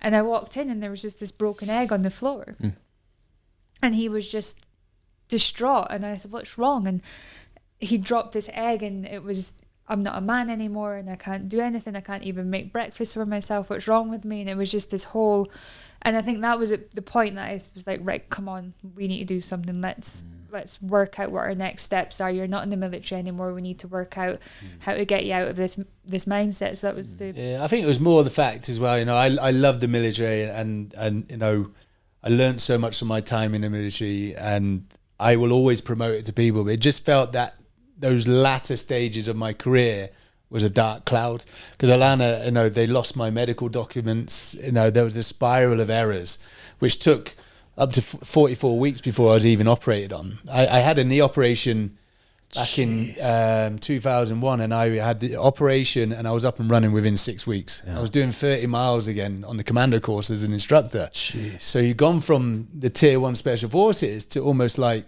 we don't need you anymore. And I think that's what the more research we've done since then is that the military literally was his family. He'd been with them for so long. He'd only ever known that his dad was in the military. This is all he'd ever known. And then it was just now like, we don't need you anymore. Off you go. Yeah. And it really, his mind was like, well, where do I belong now? Where am I? Who am I? It wasn't really until, because actually then I won a tribunal here, and 5 years later, because they paid me out on the wrong pension. And so it wasn't really until we were successful 5 years later that I felt I'd been reciprocated for my time, and I could close that chapter. But there's hundreds of thousands of other cases of people I know who are still fighting the system. And actually, I had a good friend who was an ex-director special forces, a general. And if it wasn't for him, I probably would have given up. But he said, look, the military, we're giving away some secrets here, the military won't even open your file. So you'll put a case against the military, they'll turn you down, and then you'll do it again, and then they'll turn you down the second time. And they lose about 75 to 80% of people because they're like, I'm not going to win this. They don't actually open your file. Company. Yeah, they don't open your file until the third, your third submission, and then they open it. And so, it's just the way. But we had to fight, actually, to start with. I had to even fight just for Dean to do it, because he still had that loyalty to the military. He felt like he was taking money from the people that he was working with. That's not. Rather than an insurance company. So it was to say, no, we need to fight this, and we need to, and then, we did win, but actually the funding was used to do the bike ride in the end. Which, I used £50,000 of the money to then, start the bike ride campaign. Okay. Yeah. So and you keep saying bike ride. So that for people listening, this is a little bike ride from the most southern tip of South America all the way up to Prudhoe Bay, Alaska, for a world record. Yeah, that's it. Yeah. So and somewhere in here, there's an incident with the chipped tooth incident as well. with Ant. Yeah. Oh, with that was Ant, yeah. So that was so the deployment that Dean didn't go on, the one that he missed from the leg, one of the guys died, Seth. And so Dean was at the funeral, and all the lads were at the funeral, and all this stuff was accumulating in his mind. And they all, I think Ant cracked open the bottle of champagne, and they were all drinking it from the bottle, and Dean went to take some, and Ant kind of hit the back of it, and it just chipped his tooth. It was just an accident. There was nothing. And then the next thing I knew, Dean had, I don't know if you know Ant or if you've seen him, but he's pretty short, and Dean had him by the throat, kind of off the ground. Totally cool. They're totally fine with it now, but it was. I know. I was reading that in here because it's in here, and I was like, oh dang. Yeah. Dean probably didn't put it in his one, but I don't know if Ant put it in his either. I'm not. No, Ant wouldn't have put it in his for sure. But it was. Is that around the same time as the egg? Breaking things, all that's happening. My leg was still in a brace. These guys, they'd just come back from tour, and it's like, they're celebrating. It was Seth's funeral. They weren't celebrating. It was Seth's funeral, but they're still 100% fit, going back out on deployment. And I'm now sort of wondering, where do I go from here? And so it just then took that one incident, and then I'll just one arm up against the wall, and I was like, okay. Jeez. And then realised, something had to be addressed. And actually, the best thing we did was leave pool. Mm-hmm. A lot of guys I know that get injured, that they'll stay in Coronado, they're staying around San Diego, and they're seeing it every day. They're seeing the guys coming back, living that life that they used to have. And so the best thing we did was actually we separated. I literally disconnected completely from the military and just focused on the next job, which was the private security. Yeah, I think there's a lot to that same thing. Because I noticed that during my last couple of years in, I wasn't deploying anymore. I was at BUDS, our training center, as the operations officer, and I saw people leave the military, my buddies, and go on to the private sector, but have a really hard time leaving that past life behind. And so they were calling me up all the time as the operations officer, saying, "Hey, can I come give so-and-so a tour, or can I stop by?" Or they'd go to BUDS graduations or SQT graduations, I guess, at the time, and then we'd have SEAL Foundation events, and they were at those, and then they were at the same bars that we all went to in the teams, and grocery stores. I mean, there's only a few in Coronado. Dropping the kids off at the same schools, seeing people who are getting ready to deploy, and or seeing the wives of someone who was deployed and saying, "Oh, how's so and so doing?" And so they're so connected to it that even if it's healthier to move on, they just can't because of that physical location. So I just noted that as I was getting ready to get out. It's the only work industry that you can do that. If you leave, I don't know, I left the bank. I never spent half my days in the bank after I left, but being in the military, it's so easy to stay because it's such a community, and you have to kind of just get away from it to be able to break free from that, I think. Oh yeah, that's why we came up here. I wanted to make a physical and psychological break with the military and build off that foundation, and it was a great 20-year run, but now it's time to move on and do that, start this next chapter. Writing for me is that passion, and taking care of my family is my mission, and those two things give me purpose going forward. So being able to articulate that, recognize that, I think is I think there's some benefits to being able to do that sort of thing. But when you look back at that time up until the parachute accident, what lessons do you draw from your time downrange that now now that there's been time between the accident and all the things that you're doing now, what are some of those lessons that you take on, maybe pass on to your kids or pass on to people who are getting out of the military or making any transition in life, and maybe ones that if you had taken a breath back then after the accident that could have helped back then during the time of the cracked egg incident and the champagne incident? Like what lessons do you think you could have applied to that time in life? I mean my lessons though, like we do a lot now with the Honor Foundation here in the US, which is a transition program for 13 weeks for the SOCOM to the civilian sector. When I was in the military, I don't know whether the military is almost like, we see civilians as almost like the enemy. We don't know much about this civilian world. They don't talk like us. Alana, thankfully I had Alana because I was at civvies. They don't understand. They're always late and things like that. And so I was worried that I was going to end up being in this community that I didn't actually like. And so for me, I didn't have that transition period. We have normally, when you come to the end of your career, you have a 2-year transition program. I didn't have that, and so I was almost fast tracked into that.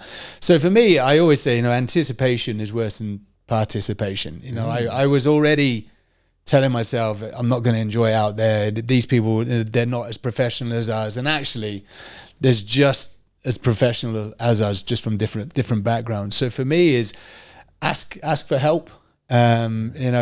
The problem is we come from a community where we are overachievers and we're scared of failing, and it's hard. One of the things, we went on a transition program, and what they did is they brought in 4 guys that had left the military. Yeah. All of them were very successful entrepreneurs or businessmen. And I'm like, oh great, that's us under more pressure because these guys have gone out and they've done really well. But I knew one of the guys, Peachy, that his company, a couple of his companies had failed, and then his last one then achieved. You want to hear real stories of hardship and lessons learned. And so for me is what did I from my time in the military? I speak to people. A lot of my friends are like, well, we don't have the same as the US. US is great with your veterans that you can then go to university paid for. We don't have anything like that. No GI Bill type of we don't have any of that. And so even some of my friends, one of my friends has been in 30 years, and we go for big dinners down in London where people want to sit with the Special Forces community, and these people are in wealth management, big banks, and he says, I'd never be able to do what you do because I don't have a degree. And I'm like, no, we have so many other skill sets that we underestimate from our times in the military, which the civilian sector probably doesn't have. That being able to communicate.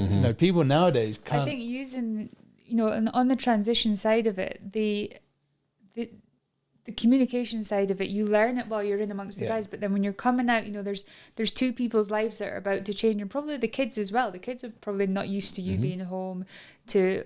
Depending on how it happens, if it is through injury, then it's instantaneous. If it is the transition, then you're transitioning back.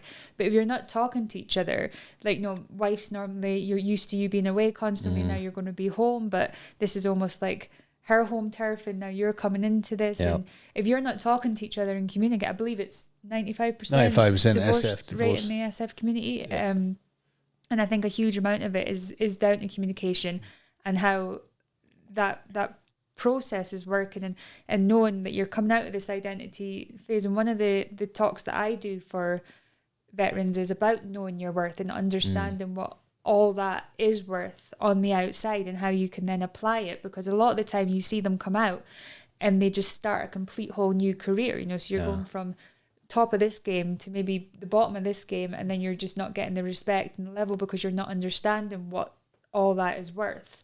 And then maybe the employer isn't understanding what it's worth because then you're not able to articulate it properly.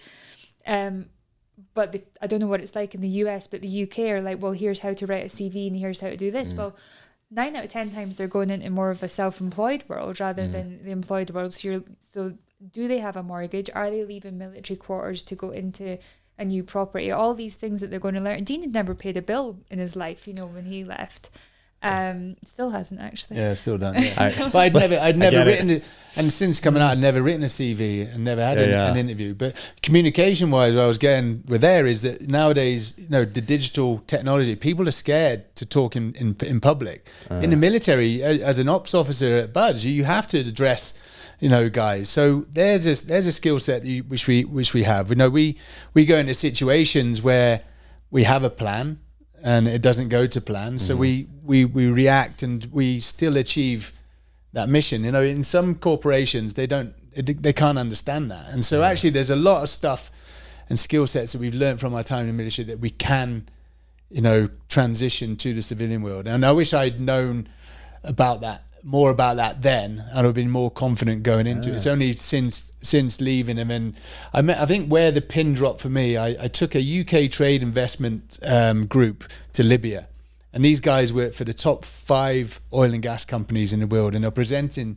to Libyan oil and gas. So these guys are on 6-7 figure wages. Of the 5, 4 of them, their presentations were poor.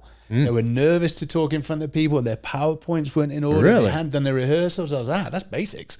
Huh. And that's when the pin dropped with me, is that actually we have a lot of skill sets and a lot of attention to detail that we can then, take into the civilian sector. So I say to those that are leaving, don't feel like you're below the others and you're trying, whether you've got a degree or not, you're actually there. Yeah. And they're there. It took a long time for that pin to drop. I mean, I remember I knew who Dean was. I'd seen what he'd done. I'd seen how he worked. I'd seen all these things. And yet he used to put himself down so much when there would be jobs that would come up and I'd be like, yeah, you're way above that tier. What kind of jobs? It could be like not the security stuff that you guys all security stuff, but more taking the lead on stuff. And somebody would say, well, we'll pay you $250 a day for that, and I'd be like, absolutely not. He's worth 3 times that amount. And then he would say, well, no, Alana, I'm no different to the rest of the guys. Yes, you are. And it would be a constant, because of the Special Forces ethos, is the humility being one of them. He was so humble and just thought he was on par with everybody else. But there was so much skills that Dean had, not just Special Forces wise, but the physical and everything else that he's got, that he wasn't recognising to start with. Yeah, I think what I took from the Special Forces is Hollywood. Hollywood has this perception of Special Forces with biceps, bullets, and bombs. Dwayne Johnson and Jason Statham, Chris Pratt, they don't help matters. You know what I mean? Well, neither do you, by the way. I mean, jeez. So, but that's 25% of what we do is that offensive action. Actually, 50% of what we do is support and influence its hearts and minds, and that's what I took from my time in the Special Forces and dropped into the security sector. So I didn't really, these other guys were going in with their weapons and things like that, and I was more of an intelligence approach to, understanding the demographics, the politics, the tribal influences, embedding myself with the Taliban, embedding myself with locals in the countries as well. And so they're the sort of things that and that's where I sort of differ. That's always what I say. If they say, what's Dean's USP with everything, it is that human touch, that he can make friends with the guy on the street to the king. Like, he'll literally connect with them in the same way and form bonds. And we've got groups of friends around the world, and there's pretty much nowhere that we couldn't pick up the phone and get help or get whatever might be needed, because of the way he can form a relationship. So I would like, for example, Mogadishu, everyone's at the airbase. I would walk out at the airport straight to the nearest hotel and just start. I tend to work on back in the days, I worked on my own because it was easier for me to look after myself. When you're working with bigger teams, you've got egos, you've got other guys' welfares, and so that's probably where I then realised, actually, there's something that's different from me to the others, is being able to sort of communicate from top to bottom. Where we've been successful in the security industry as well is the fact that where possible, I would give as much work to the locals as possible, because when they see that you're putting food and water on their table for them and their families, they're going to respect you and they're going to want to work for you as well.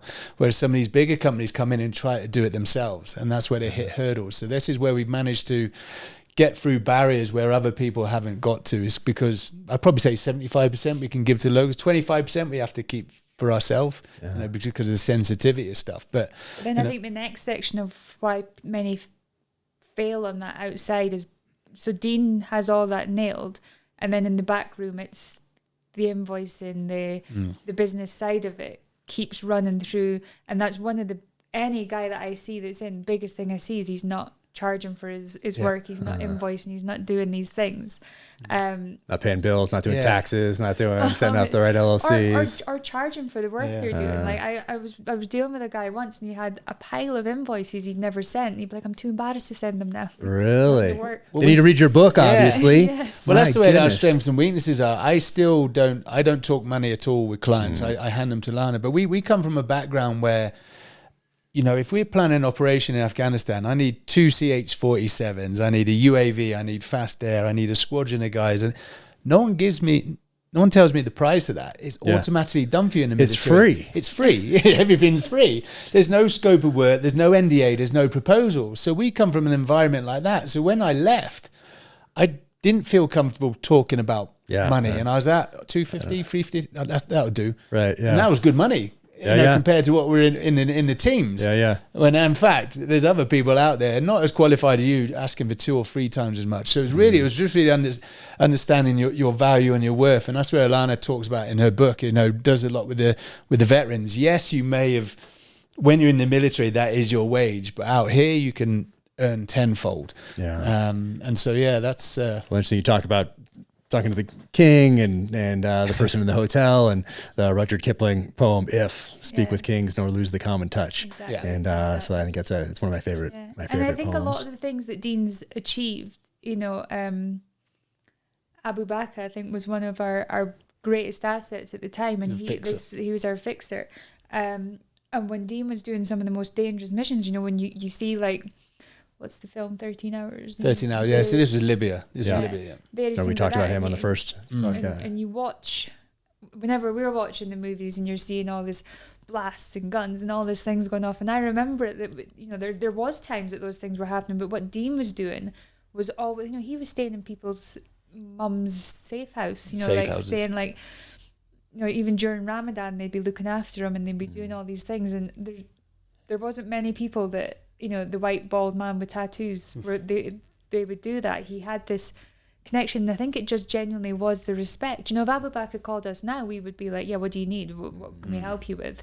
And there was just I can't ever pinpoint what it is with Dean, but he has this ability to just be at one with anyone. I think it's a different approach. I'll use Somalia as a good example. I remember going over to Somalia and I met this guy, and I sat down on the floor with him and his family, shared bread, coffee, and that's what I did. I didn't bring my Western attitude with me. I sat down on the floor, respected all their cultures, and I won the contracts. He said, because you've come here and you've seen the atmospherics. Is this one where the car bomb goes off outside the hotel? Yeah, like day that's one? when I'm trying to find a hotel. Yeah, so the car bomb goes off. I grab the driver and we find the largest hospital in Africa actually being built by the Turkish, but no one on the Air Force base was aware of it because they weren't allowed to leave the perimeter. Right. So I was getting a lot of information from that. But he said, I'm getting emails every day from UK, US companies from New York, New London, offering me their services, wanting to get into partnership,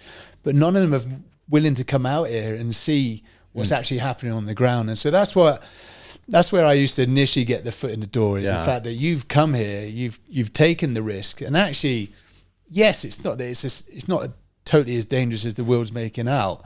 There is an element of risk, but it's not as bad. The car bomb would be a good indicator. The car bomb was a good indicator. But then I would go spearfishing off Mogadishu. It's got the most beautiful beaches because it hasn't been commercially fished for 5 years. So there's an abundance of wildlife, and you wouldn't realise. Are there a couple sharks out there too? There's a few knobby clarks. There's a few sharks there. So, but it's that you have taken that risk, and that's where I tended to earn that initial respect, and then just grow out from there. When we again back to the kind of movies, and there was one. What was it? Was the Expendables?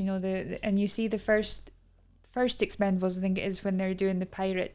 And they've got the Somali scene. Somali pirates, something like that. I've never seen a more Nigerian-looking Somali in my life. In that edition, I'm like, anybody that we ever dealt with on that side of it, they were trying to feed their family. They're fishermen who can't fish anymore because the oil's ruined their waters, and they're just trying to earn a living. And anybody that we've ever dealt with that's been kidnapped have been treated respectfully, have been fed well. They get fed better than the pirates do. They're always looked after in that way. And I just think that, I'm not saying that it's a great thing, but I just think being able to take your head out of what you're meant to be told, every Muslim's a terrorist, that's not the way the world actually is. And as Dean was saying, like, working with the Taliban during the Afghan pullout had to be done. We have to do that. Right now I'm working with getting some education back there. You have to work with them. You have to do these things. So it's learning how to communicate with everybody, I guess, is the key. What is the when you were on the phone with Dean once in Libya, I think, and a gunfight starts going off in the background, all of a sudden the phone goes dead. What are you thinking about in those situations? Well, I think for that one, Mollie was kind of demanding at the time as well, but she was there, so you've kind of got to keep cool. But I think that instance in itself worried me the most because the SBS were calling, and I was getting people who were currently serving calling me to try and find out information because they knew that Dean was on the ground. They couldn't get information from the ground. And I was like, that was really when I knew Dean's on his own there, because if they don't know and they're asking me and I've got to feed this information back. So when, you know, the prologue in the book kind of explains it and the phone goes dead and I'm not sure whether Dean's survived this or not. I mean, I'm praying and I'm hoping that everything's gone well and I've just got to wait. But I'm still living life here. I've still got to make sure Mollie's okay. I've still got to make sure that this side of it's good. So you almost learn to desensitize a little bit and you put yourself into this. But I think when I did, I'm not going to swear, but when I did lose it a bit was when he called me 10 hours later and said that it had all gone well and then he had a nap and then he called me. Oh, you can't say that. Yeah, there's no rest. Immediately. You called as soon as you possibly could. As soon as possible, get my head down. Yeah, the adrenaline, you know, as you know, when you sometimes come back, you're exhausted just purely for the adrenaline. But a little text or something. A little text, yeah, maybe a text would have been good, yeah. But I think, yeah, you know, in the private security sector, I probably did more sensitive tasks as a civilian because, as Alana said, the SAS were there and the SBS said, but they're observers. They weren't allowed to do certain things. So we were almost a source of information for them. And so, and because as a private contractor, you're not governed by, you know, the UK or US government and things like that. So I was able to do more and get more information, do certain things that others probably wouldn't be able to. You know, the fact you can have a face-to-face with the Taliban, you know, talk, you know, those sort of things. So, you know, again, that's the sort of stuff I picked up from my time in the Special Forces. It wasn't that offensive action stuff. It was that face-to-face, you know, being embedded with the locals and understanding the ground truth. Yeah. Yeah. Oh, before I go on, I want to make sure that I ask you about the ski instructor course meeting one of the last surviving members of the what's known as Heroes of Telemark from World War II. Yeah. What was that like meeting him and what did he play? What part did he play in that mission? Yeah, you know, on reflection, it's one of these things as a kid you didn't realize, you know, what an amazing person that was until, you know, he was the last surviving hero to come out. So when I joined the military, never skied before. I then joined the commandos and we used to deploy to Norway every year from January to March. And it was in case the Russians decided to start walking, heading west. And there's a close relationship between the UK and Norway from the war. I mean, the King of Norway sends a big Christmas tree to London, doesn't he? Each year? Kidding. Yeah. Sends a big Christmas tree to UK, which is right in the centre of London each year. So there's still that relationship there. So my first experience of skiing was my Arctic warfare course. Wow. It's pretty warm up there during that time. Oh, and we're above the Arctic Circle in a place called Haraldvoll and Bardufoss, and we're also diving in the water as well. Yeah, it's freezing.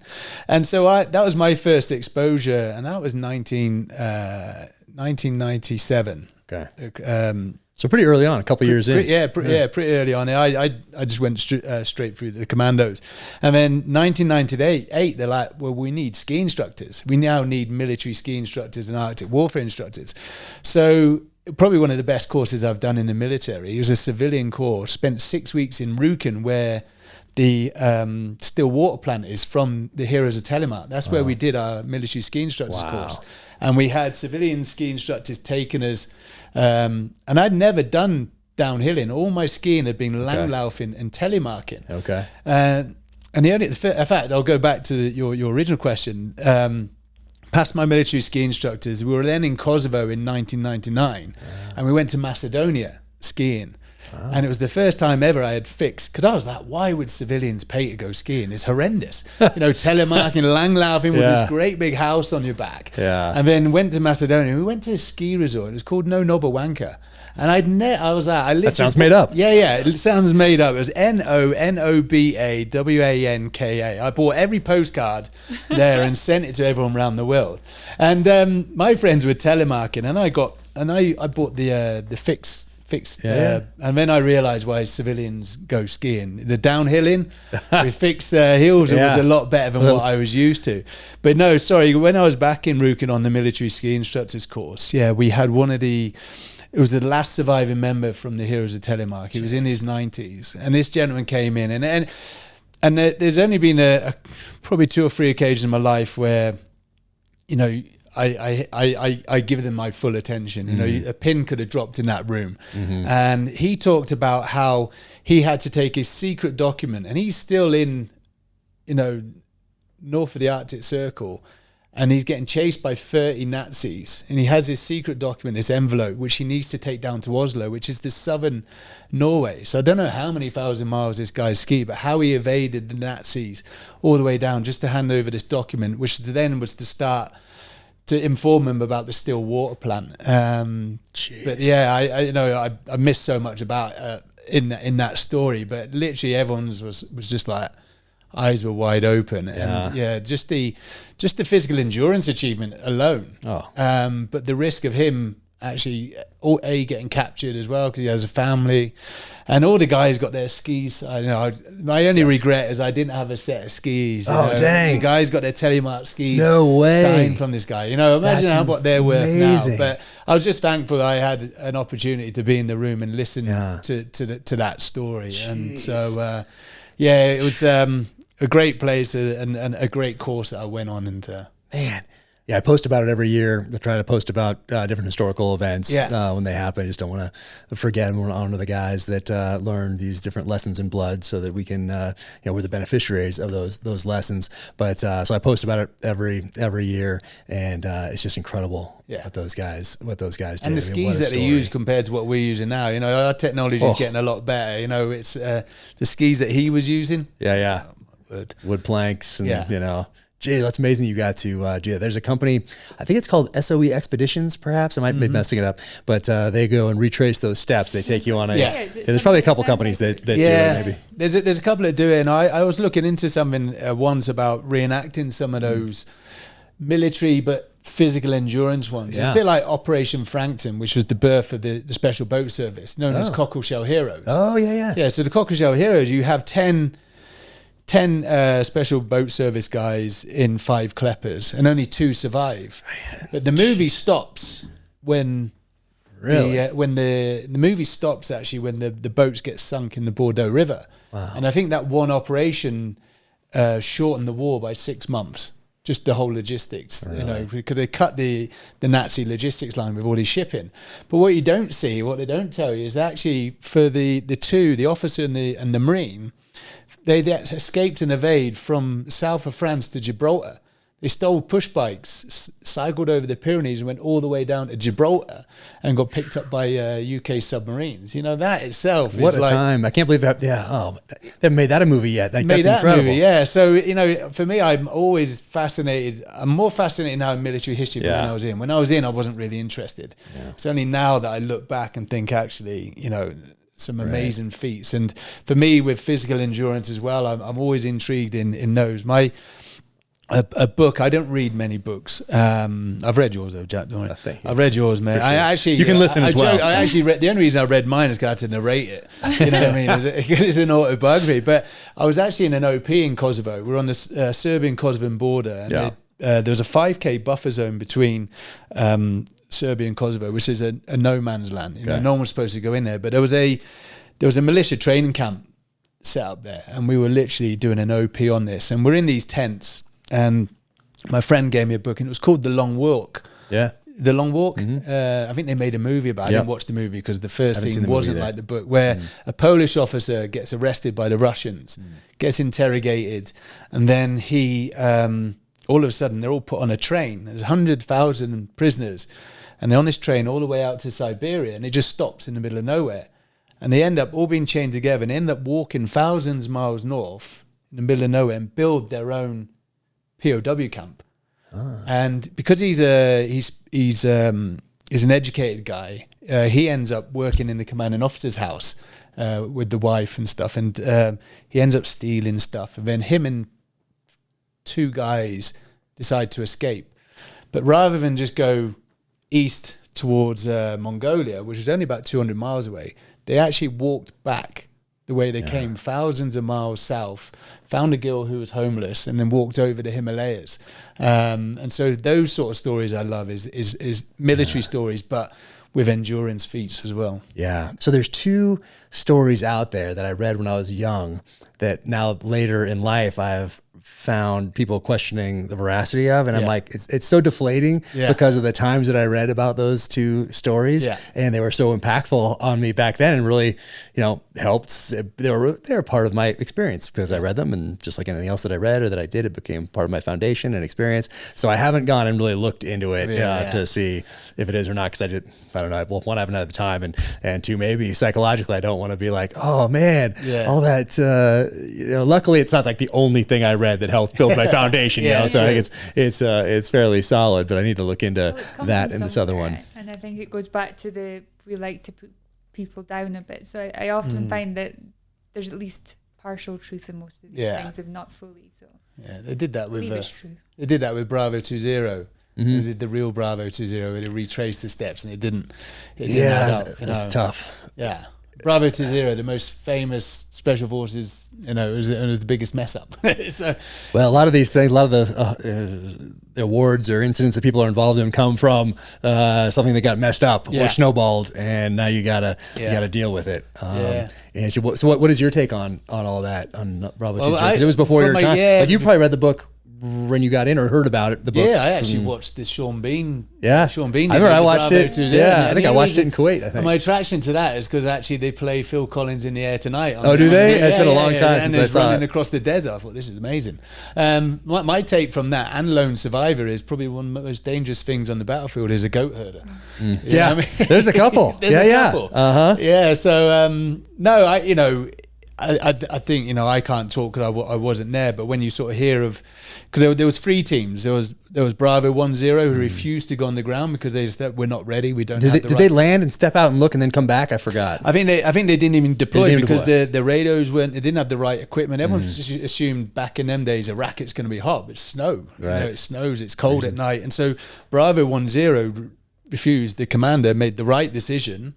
We're not going out. Bravo 20 wanted to go out, and they hadn't checked the radios, which is, as we know, is basics. There's certain things that you check, and then there's a book that's just been released now with Damian Lewis called Bravo 30. Yeah, I read it, and I had Des Powell on the podcast. Yeah, exactly. Fantastic. So it's interesting. There's 3 takes, and so I regardless what happened, before they went on the ground, it was still an amazing escape and evasion. And so I would never comment on something I'd never done. But as a child growing up, the Bravo 20 was a famous SAS book, and actually, regardless what and the one that got away, and what Chris it did wrong, recruitment wise, it brought people to the SAS. Oh, certainly. Certainly. So, I still have my one that got away book from back in the day, and I have my notes, and I showed it to Chris Ryan. I'm like, look at the. I said night vision, and I put a couple other things on there. Like, even if it's just for the day, like bring your nods and batteries, and that was me as a brand new guy in the SEAL teams taking notes on those things. But when I try to keep into, when I hear people they talk about books from somebody in special operations in particular, it seems kind of say, oh, that didn't happen, or it couldn't have happened, or I just think, hey, that's this person's perspective. So I try to take it like that. I try to think of it as, take it as this person's perspective of a mission, of a career, or whatever else, and that's what it is. It's a first person account, and it's their perspective. You weren't there, so I would never comment on someone else's. Sometimes, so I get stolen valor and everything. That's it can be, but a friend of mine, I had a friend of ours. She was on the battlefield, and someone got blown up, and her story, the book that she wrote, I can't remember the exact, so don't quote me on everything, but I think she says she collected his intestines or something to pull back, but somebody else said no, it was the hand that she picked up or something, and I was like, it doesn't matter. She picked up a body part. It doesn't really matter which one it is. Like, the specifics of those types of things don't need to be debated, I don't think. And then if you talk to police officers, investigators, detectives who interview eyewitnesses to something that are just like all essentially watching that's car accident or whatever it is, and then they're all watching. The car was, what color was the car? Red, blue, orange, yellow, and you're like, you all saw the same thing, but for whatever reason. So it's just, memory is an interesting thing. Malcolm Gladwell does a really interesting podcast on memory where he talks about the Brian Williams incident, when Brian Williams is talking about going into Iraq in a helicopter and it getting shot down, and him telling this story and how it morphs over time. And it's a really interesting podcast on Malcolm Gladwell's Revisionist History podcast, where he goes into the fallibility of memory. Yeah, and people see things differently. Like post-traumatic stress, you tend to find like some guys will be affected and some guys don't. Everyone's unique anyways. People deal with trauma in different ways, but they may have been on the same operation, but they may have been on the other side of the building. They didn't see what you saw. So that's why I would never question that person's perspective on that book. Because and then you had fog of war, and you had trauma, and you had traumatic brain injury, and you had what you hear from your buddy soon after you get back, and then we hear from somebody else later. And then it's just, there's a lot to deal with. It's not as easy and cut and dry as some people may think, it's just kind of the nature of the beast. But, so you're healing and you're doing security work and you're dealing with him, but you're seeing that he's not quite what he used to be, or something along these lines. When did you open the Guinness Book of World Records, or put that down on the table and say, hey, pick something, pick a record to break, or what is that story? Yeah, we'd entered the security world. I think we was working quite well, but there were still things that, weren't going so great, and he was getting into a lot of dangerous situations, as we were saying, in Libya. By this point, I was still doing this, but there was other people that had got involved that he wanted to work with instead of me, which was fine. He made that mistake. That's cool. But I'd gone into more property development. It was something I'd never really left, and I was doing a lot of property development to keep the income coming in. So when he got back from Libya and we made the decision that he wasn't going to, the kind of 9 lives were running out, I said, well, come and help me out here. I mean, there's plenty of money to be made here. You don't need to be taking these risks, so just come along. And we'd go to these architects meetings and we'd do these planning things, and you just would see that he was bored out of his mind. And again, it was really interesting, because I would literally be like drawing the plans for this building, doing all these things, but as soon as Dean would enter the room with me, they would address Dean, and I would be talking to them and they would reply to Dean. So it was frustrating for both of us at the same time. And I was like, okay, this isn't working. We need something else, because your adrenaline isn't getting touched, and that's what needs to be getting here. So we need to think of something. And Dean had said that somebody had mentioned Cape Town to Cairo, this world record attempt across Africa.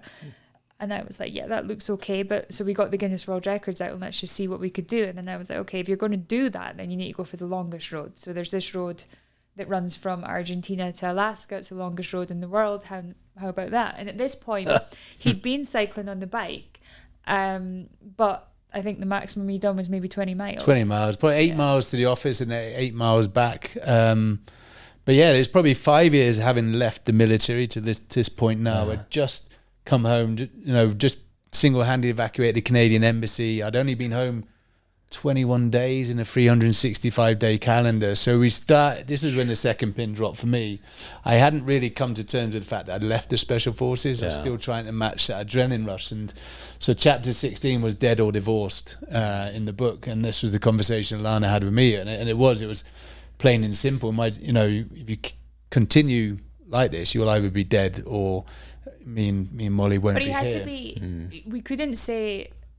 And as many of my friends would say, well, why can't he just get a 9-to-5 job and just work and just provide for his family? And I was like, because he wouldn't be being Dean if he'd done that. He can't do a 9-to-5 job. That's not who he is. We want to keep him safe from the danger out there. How do we do this, and how do we reflect? So I thought, right, it needs to be a physical challenge. He needs to be moving. The cycling is working. It's not putting the pressure on that running might do. It's doing its job. How about we look into something like that? But standard kind of Stotts, it had to be, okay, well, we're going to cycle the longest road in the world, let's raise a load of money. And initially it was going to be for human trafficking, because that was what we were mainly focused on. But then Harry had started Heads Together, the mental health campaign, and he said, would you do it for this? So we said, yeah, let's do it, let's work together on that. So that's how that all came together. Came together, yeah. And then we just knew that there was going to be a lot of planning, and there was a lot of things ahead of us. We never quite realized exactly what we were taking. What you were getting into. Yeah. Well, when you researched the Cape Town to Cairo? Yeah. Did someone bike that? Yeah, there's a guy called Mark Beaumont. He biked at Cairo to Cape Town, and the only reason one reason I didn't like, doing that one is I've worked all over Africa. Right. I'd seen Africa anyway, and so it was like, well, I'm going to places that I've been to before. What was the attraction with the fact of the world's longest road, but there was a lot of countries there I'd not been to before either, and so I thought, well, that'll be nice for me to see. But for me as well, it's like we'd managed to do really well in the military. You got to the top within, in the military in tier 1, and then you have the injury. We then basically got to almost the top in the security industry. You're the go-to person.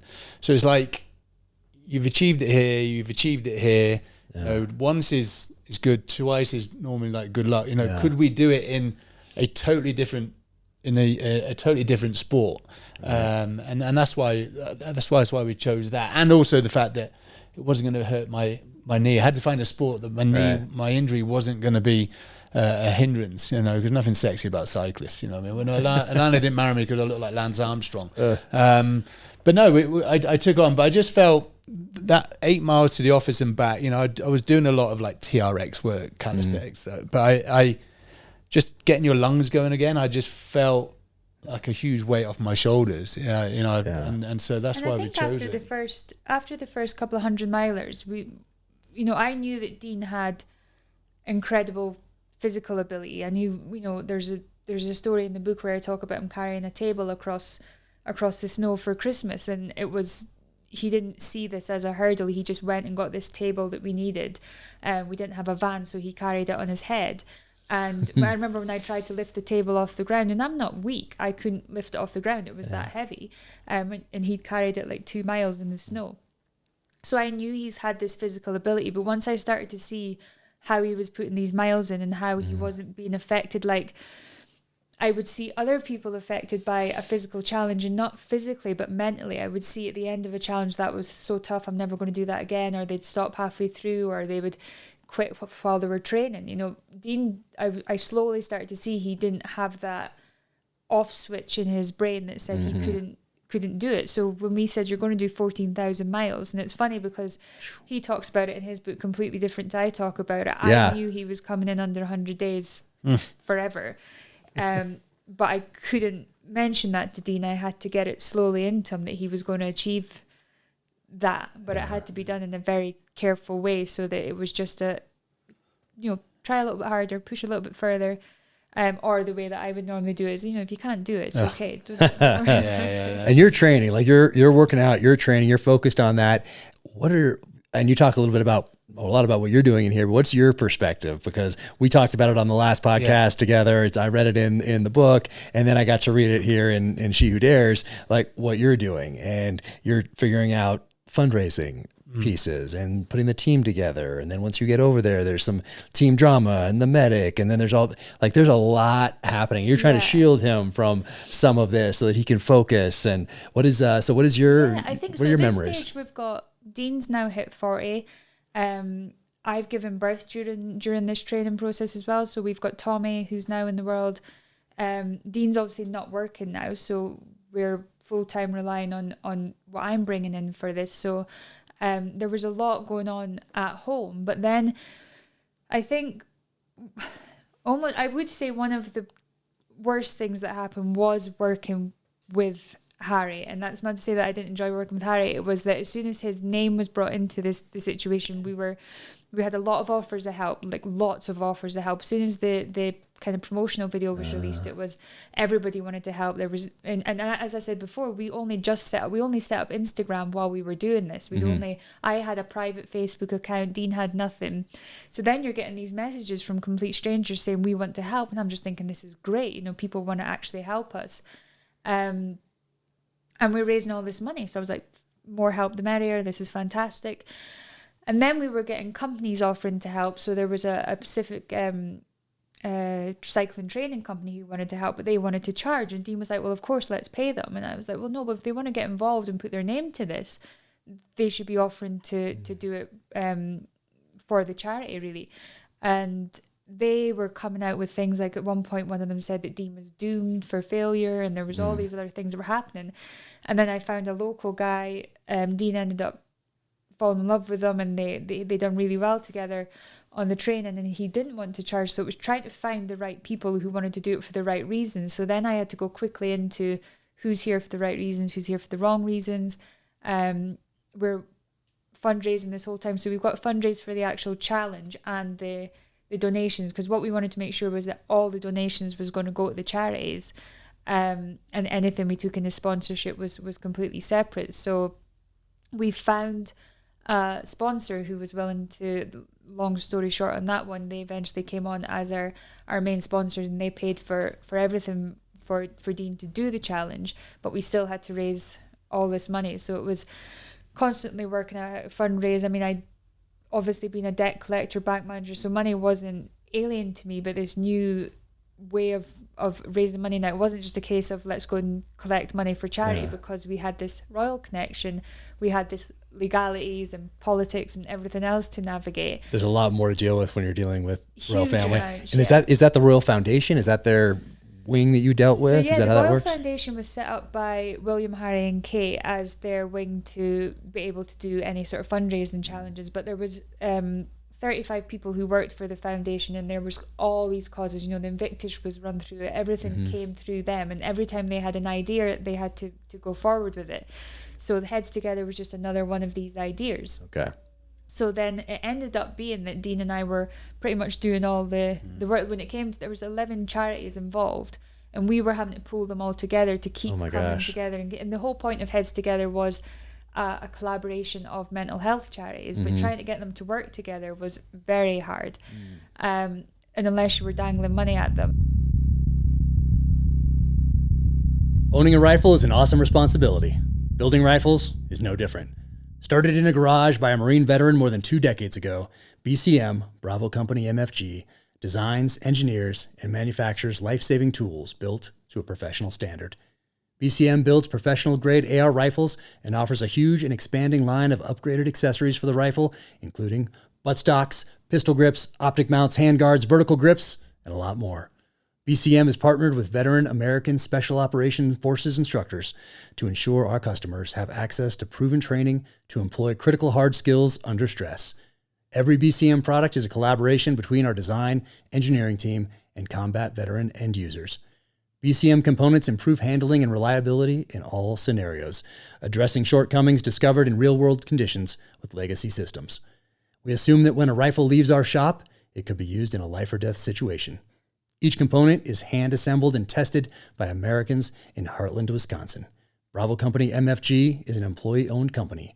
Visit us on the web at bravocompanymfg.com and on Instagram at Bravo Company USA. There was one organisation in particular who wanted to donate a substantial amount of money, and that had come off of, it was actually International Women's Day. I'd gone for a drink with this lady. We'd ended up negotiated a 75 grand donation. By the end of the meal, it doubled to 150, and then by the next time we spoke, they were going to put 200 in as an organisation. So then when I told the Royal Foundation this, they were like, oh no, we can't accept it. Then there was kind of, basically they were saying that this could be a potential donor for them in the future, and they never heard of them. So if they take it now, it was really, it was crazy. I can only imagine how difficult it is to navigate all that. So I ended up having to get a lawyer involved and spend close to $5,000 just to be able to accept this money. It was insane, and you were learning all about the politics of charity along that way. So it was like a crash course. I'm sure it was very eye-opening. Yeah, and then I think it was very close to the actual setting off date, we had one person in particular who was in charge of a lot of the operations that was going on, and he was somebody who'd worked with Dean previously, who'd asked to come on board. And I think it was around about September, I'd asked for, a list of what he was meant to have done, and he was like, look, I'm on top of it. I said, yeah, but I'd like to see, just show me what you're on top of. And he took offence to it, and I kept pushing, and then eventually we realised that he hadn't done what he was meant to do. Now, these were important things like vehicles, shipping, all these things. So I had to take that off of him, and then he decided that he didn't want to be part of it anymore. That was fine. And you're stressing me out just talking about all this. Yeah. So he moved on, or I thought he'd moved on, and then by the time we really hit the ground, there was already tension starting to rise. And as you say, plans don't always work out the way they're meant to work out. So by the time Dean got to Ushuaia, the shipment hadn't actually arrived. It was still in Punta Arenas. So Dean had said to me, look, he's in Ushuaia. He calls back home and says, look, the guys don't want to start yet until we've got the stuff. And I was like, no, you need to start today because we're ready. Like, everything's good to go. I says, are you good to go? And he was like, oh. So you went off for a bike ride. And then I said, can you start this bike? Can you go 7 days without kit? And he was like, yeah. I said, well, just start. So I think maybe I pissed off the crew straight away then. And there was a way that maybe they thought I shouldn't have been involved. I'm back home doing things. But every day I was, Tommy was still young, so I'm working 2 time zones, and I'm working out their hotels on the routes. I'm working out their routes. And I was trying to get them to so I'm saying, well, look, there's a hotel here, so keep Dean cycling till that point. But then they would stop Dean cycling and put him into the van and drive it, so they'd have to drive back. There's all these sort of mental games that were being played, but the crew was fracturing, like, on the ground. Yeah. We had a production team there, and the crew wasn't letting the production team film. There was like just all sorts going on. It was just every single day. Managing egos, that's what it was. You it was were managing egos. It was, and it came, we soon realised afterwards that because they were pro bono volunteers, we thought brilliant. They were volunteering their time. Is as the project was getting bigger and more eyes were on it, they were wanting to get more involved and saying, you can't do it without us. Day 13, Alana rang me because production had spoken that the medic had been bullying the documentary team, and I'm like, this is a mental health campaign, and we're dealing with bullying on the bike ride was the easiest part. For the whole time, I'm really trying to keep it because I know that he's doing 150 miles a day. Right, so you don't want to call him. I know he needs to be calm. Yeah. So I'm trying to deal with them, but every time they got irritated, they would go straight to Dean, which is really not what he needed. So one by one, they started to make these threats and make, these demands, and then they would drop off slowly. And I think by Mexico, me and Dean had both had enough of it.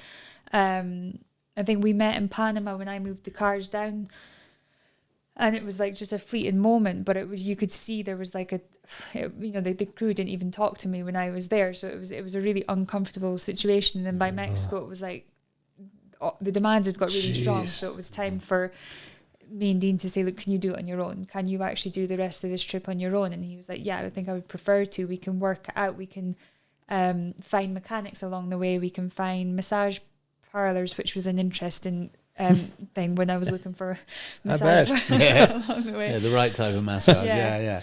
But actually, coming back from it, I've spoken to other people who've done similar feats, and it's actually commonplace in the industry.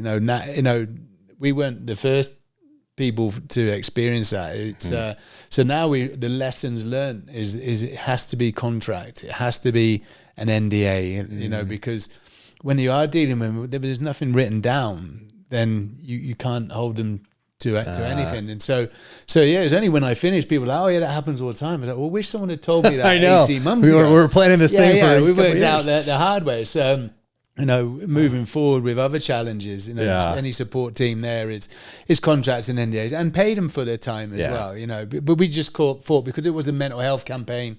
Everyone had their best everyone had the best interest at heart. Perhaps some of them did, and I think just when the kind of, I don't know, maybe delirium, hysteria, whatever the words might be, of the road that happened, and then because the person that we thought had left was pulling strings in the background as well, and there was like active sabotage happening for Dean's bike ride, I think crazy. It all just got out of control. And yeah, absolutely, Dean's right. Anything that we were to do in the future would all be contracts, but we still do like to live by trust as well. We say we'll do it all by contracts, but then something we still like to trust people into work in that way. So it is kind of catch-22 there about how to do these things. But how was the crash beforehand? How did the crash impact you? How long? Bike? Yeah, how long before you actually started it was the crash? Was it early on in your training or middle or close to the end? I crashed. Oh, on the push bike, you mean? I crashed on day 13. No, I mean when you're back when you're training up before you even start. When didn't you hit some sign or something like that? No, that was actually on the challenge. Okay. Yeah, that was in day 13 it was. I was descending the hill, and I could see I could see this sign and then an arrow pointing left, and it was 2 lanes of traffic filtering into one. And so I thought, well, I looked beyond the sign and there was nothing there, no traffic. So I would just limbo the sign, and I wasn't aware there was a bar that ran across the bottom. So I went from like 40 mile an hour to like bouncing across the road. But interesting enough, my injuries, I bruised my sternum because of my heart rate monitor. I damaged my back because I had the tracker in my back. It was all the technology that we needed for the bike, which hurt me. It was disappointing because the production weren't being allowed to film. So we didn't have this. So we're actually making this. The documentary is still there, and we're in the middle of building it up again.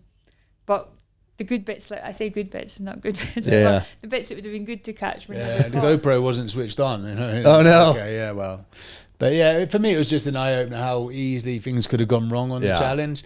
As I was a bit more cautious than going downhill. But you know, on a challenge like that, you're going to expect issues. We had food poisoning twice in Peru. I got knocked off my bike in Colombia. So by a vehicle? Yeah. Sorry? By a vehicle? You hit a vehicle? By a vehicle, yeah. So I'd only come into Colombia, been into Colombia, across the border. I was an hour in. I was descending the hill.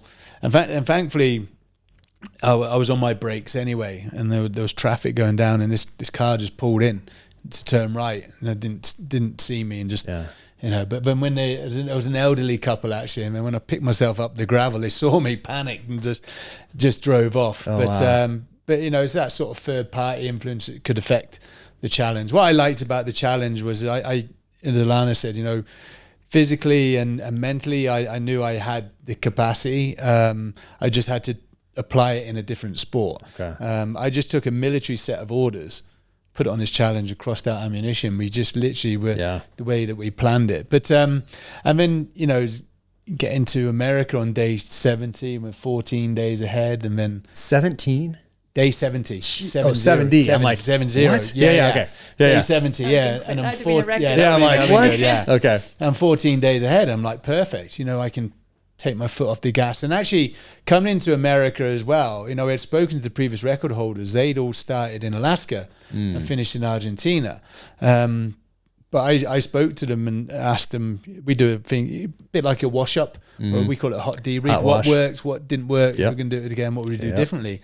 And all their issues are in South and Central America. So we decided to start in Argentina, not Alaska. And so getting into America, all our issues should have been behind us. But Alana rang me five missed calls in like 10 minutes. So I'm thinking, something wrong with the kids. Right. And when she tells me we've been invited to Harry and Meghan's wedding, that's when I first found out about the royal wedding. I said, oh, that's nice.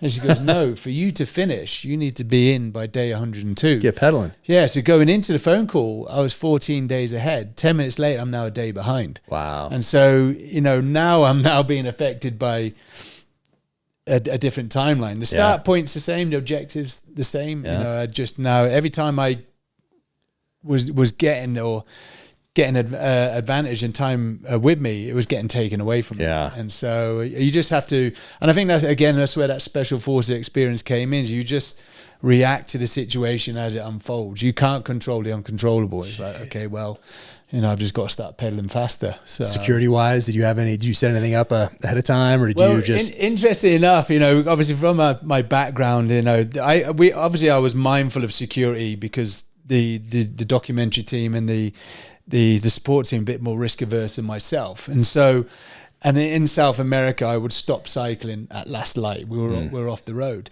but I know I went through all the Americas, Mexico, Colombia, no issues at all. The only security issue I had was Colorado.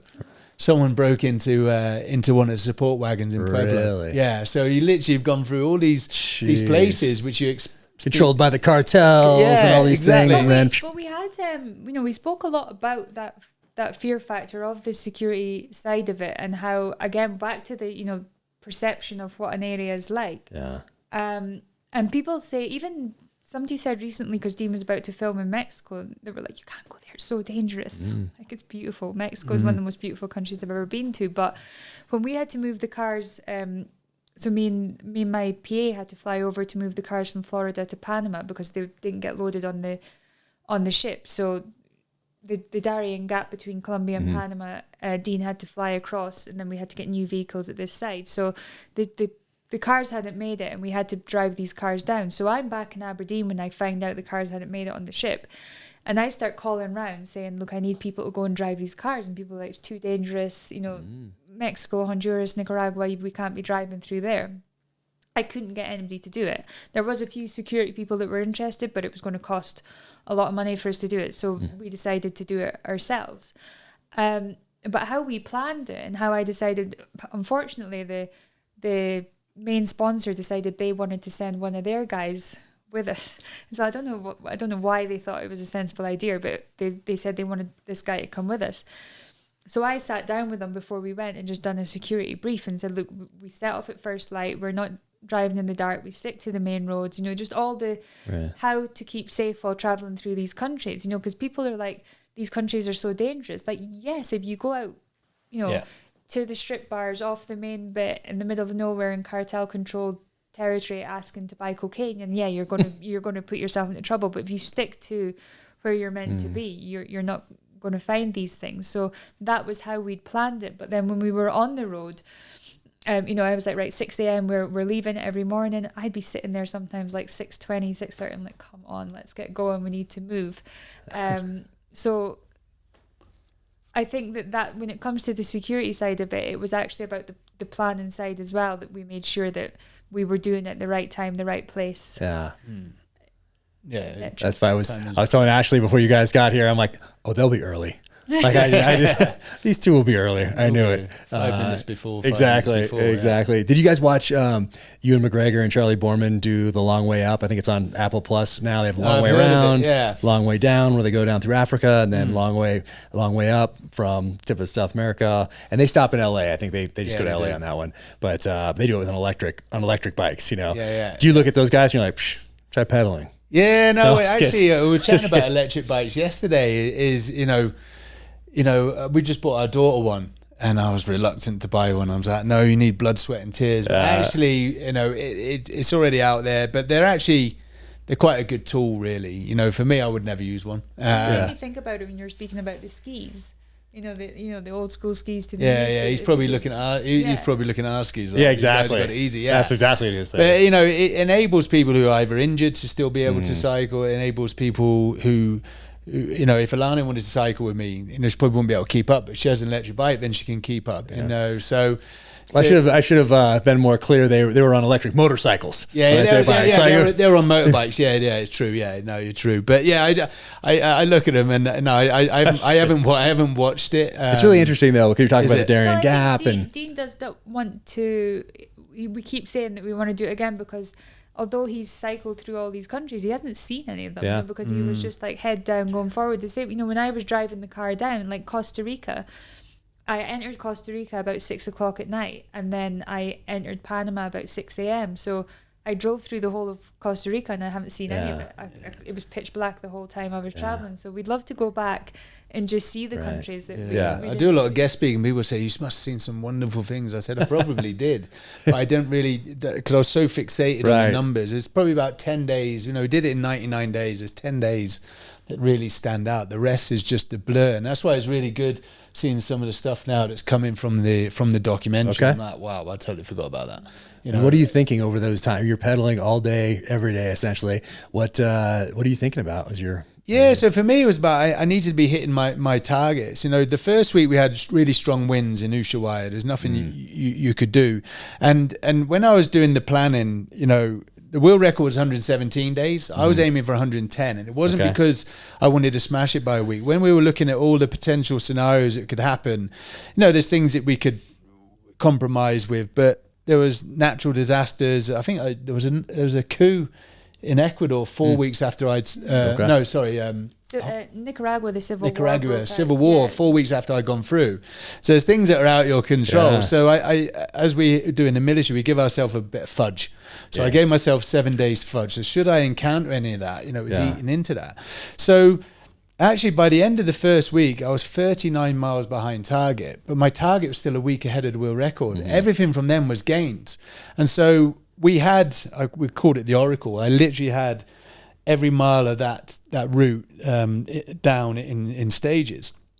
But I was now well ahead. And then Alana was setting me new targets, not knowing what she was actually trying to do. She was setting me new targets. Well, if you can get to this hotel. So for me, it was like, this is the start point. This is where I need to be at the end of the day. But I broke it down, when you speak about 14,000 miles, it would just consume you. As you know, with selection, when you start selection day one, you're not thinking about the last day, getting your beret and your belt. You're thinking about, what do I need to do today to be here to tomorrow morning? How I get to lunch. Yeah, to get to lunch. And just as far as lunch, don't even look beyond that. So that's what I did. I broke it into countries, into days, and broke them into 4 stages each day. And so for me, I was just doing 4 training rides a day. And I would only look at the next training ride. I wouldn't look at the afternoon and next day. So I wasn't really... always visualised that, the wheels down ball, hadn't you? Yeah, because I spoke to some of the professional cyclists and professional sports people, and one of the things that they look at is visualisation. Visualisation. You visualise, the Tour de France crossing the Champs-Élysées. That moment you got your hands off your bike, that finishing thing. You don't visualise everything up until that. So you visualise the end. So we had a wheels down ball. It was a big charity fundraising event 6 weeks after we got back. But actually, we were planning this months before we'd even set off. So even before it set off, we're planning the welcome back party, and you had Prince Harry there, and I think we had the best event planner in London. But she sat down with us and she went, right, what if he doesn't? What's the contingency? What's the she said. So she used to ask us. At that point, we looked at each other and we're like, there isn't one. Yeah. Well, Alana said the contingency, we go to Dean's funeral. And she kept saying, and rightfully so, what is the contingency? Because, there's a lot of money gone into this event. And it was only that when I got back, I sat down with her and I said, look, if I knew there was a contingency, when things get hard, you look towards that contingency. So for me, there wasn't a contingency. The plan B, we said, look, there is no plan B. There, we can't put a plan B there because it gives us that, that subconscious is going to be thinking about plan B. So we have to just think of this as the wheels down ball as our celebration of Dean doing the challenge. So for me, it was just like little successes. I made sure that at the end of the day, I was where I was supposed to be. So it wasn't messing with me mentally. So I see people doing challenges and they're like, well, I'm 10 miles behind today. And they're like, I'll catch that up tomorrow. But you don't know what tomorrow is going to bring. You may have another bad day and be 20 to 30 miles behind. And mentally, it's affecting you. So I always say, stay on that bike, stay in that kayak, whatever you're doing, make sure that you hit your target. Yeah. Because it meant you're in a good space. So really, for me, I never had any doubt that I wasn't going to do it because I was just gaining each day. Like I said, I got into America, I was 14 days ahead. I took 10 days off the South America world records. So I knew I was going to do it by the end of the first week. That's so crazy. Yeah. And then you guys have different memories of coming into Prudhoe Bay. Obviously, you came in differently. You're pedaling in and you're getting when did you get there? Did you get there, I forget, a day? Yeah, so I flew into Anchorage on, I think, about the 7th of May. Mm-hmm. And then I had to fly. Now, Prudhoe Bay, if you don't know Prudhoe Bay, it's literally just an oil field at the tip of the world, really. And there's no hotels, there's no nothing. There's a couple of like oil bases with accommodation for the guys there. So we'd spoke to this one platform and said, could we come and stay there for a couple of days when Dean crossed the finish line? And they were like, yeah, great. So there was a lady who worked there. So we hopped on the flight in Anchorage, and it was literally just full of oil workers. And then there's me and the 2 kids and my dad and my assistant on this plane. So, there's a woman and there's kids. That was just like, what's going on here? Mm-hmm. But when you arrive at the actual terminal, we weren't allowed to just walk outside because it was so cold, especially for the kids. So they had to put like a little tunnel on to get us into the truck. Wow. We got them into the truck, and then when you arrived at the accommodation place, the kids had to run through this tunnel to get in, and then that was them inside there until the 11th was the day he broke the record. And on, I think the day after we arrived, I think we arrived about the 9th, we came out to just check out where he was going to be cycling up. And when I say I got out of the truck for like 30 seconds to take pictures, that was it, because it was so cold. Like, wow. It was unbelievably cold. We were straight back into the truck after we'd taken a couple of pictures. So there was part of me who was like, I'm like, how is he doing this? like you're going to be in Lycra on a bike, Yeah. cycling along this road. The wind was just ice. So then I'm in this accommodation place, and the production crew drove forward, and the guy who was filming came to me and he goes, look, I don't think he's going to do it. And this is day 9 to 8, I think, at this point. He said that he's exhausted, it's cold, like he's just been blocked at getting in this place, he's done. And I was just like, you go back and tell him his family's here and to get on that bike and to cycle. And the guy's like that, yeah, but the road's dangerous. I'm like, I don't give a shit. Get him on that bike and get him to his family now. We've waited long enough. Is this the ice road truckers? Dalton's Highway, Dalton's Highway. So he went back, and I knew Dean wasn't giving up. I was like, I knew he's going, but I knew that the production crew and everybody else might see this as too tough. So it just had to be that last bit of aggression, just get him this last 40 miles across that road. And then you were hit by a blockade, I think, weren't you? Yeah, well, you know, we talked about Alana calling me when I got to America, and then the timeline's changing. Yeah. When I managed to cycle North America in 11 and a half days. I had 17 days planned for it. I was just playing chess with Mother Nature. So I gained that time back. And so I thought, perfect, I can relax again. About a week outside, I was in a town called Fairbanks. And I was made aware of a professional cyclist who's sponsored by Red Bull, who's got 3 world records doing this, who said that he was going to cycle the Pan American Highway in August and be the first man to do it under 100 days. So again, by the time I hit my objective kept changing. Oh, so for me, I was like, I can carry on like I am now and still break the world record, and or would I live with myself that I hadn't pushed myself even harder and tried to come in under the 100 days? Yeah. And so that's what I thought. Well, I'll go for under the 100 days. So the last 2 days I had 250 miles to do. I knew Alana and the kids were already in Prudhoe Bay. So I thought, well, I'll do 150 miles today, leaves me 100 miles tomorrow, and we're in. Not a problem. I did 50 miles and we hit this roadblock. This woman stood there, a big stop sign. And Like in the middle of the highway? Yeah, on Dalton's Highway, on Dalton's Highway, and she said, and it was about midday, and she said, you can't pass until 8 o'clock tonight. We're doing work. I was like, I'm trying to break a world record. You know, black and white health and safety, it doesn't matter. So literally, I'd had 8 hours just grabbed straight away from me. So went into the RV and just made another plan. I said, you know, thankfully for me, it was a land in the midnight sun. It never got dark up there. And so there wasn't an issue with getting dark, because it didn't. I said, well, 8 o'clock tonight, I will continue cycling until I get to Prudhoe Bay. It's 200 miles away. It's minus 18. And that's what I did. I just cycled through the night and just kept going. But because of the winds were so strong, I was only averaging about 9 or 10 mile an hour. But thankfully for me, you know, I had layers on underneath. I had a ski mask, and I knew from my Arctic warfare training that although you are still dehydrating, so I just made a conscious effort to just keep sipping coffee every hour or so. But yeah, for me, it was hard. It was difficult, but I knew my family were there. And that visualization, you know, you talk about in your head, you have your vision of the finish line, right. You know, it was literally holding onto the bike, skidding across the black ice. Wow. And the finish line, it was actually the British Petroleum gates to the Okay. oil field. There's nothing, no one there. Yeah, you weren't able to go through it. It wasn't. So there's no press. There was zero it was press. just like a little chunk of ice at the end, and the next thing was. The Guinness adjudicator was there, wasn't she? Yeah, Okay. Yeah. And she was the same one from Colombia. okay. And she still wore the same thing. She was still there in her She had a dress. I was skirt like, on. Really? skirt on. Uniform. Yeah. She was In uniform. cold, Yeah. thing. But before Dean had set off, I'd wrote Dean 100 letters. So he had a letter to open every day while he was there.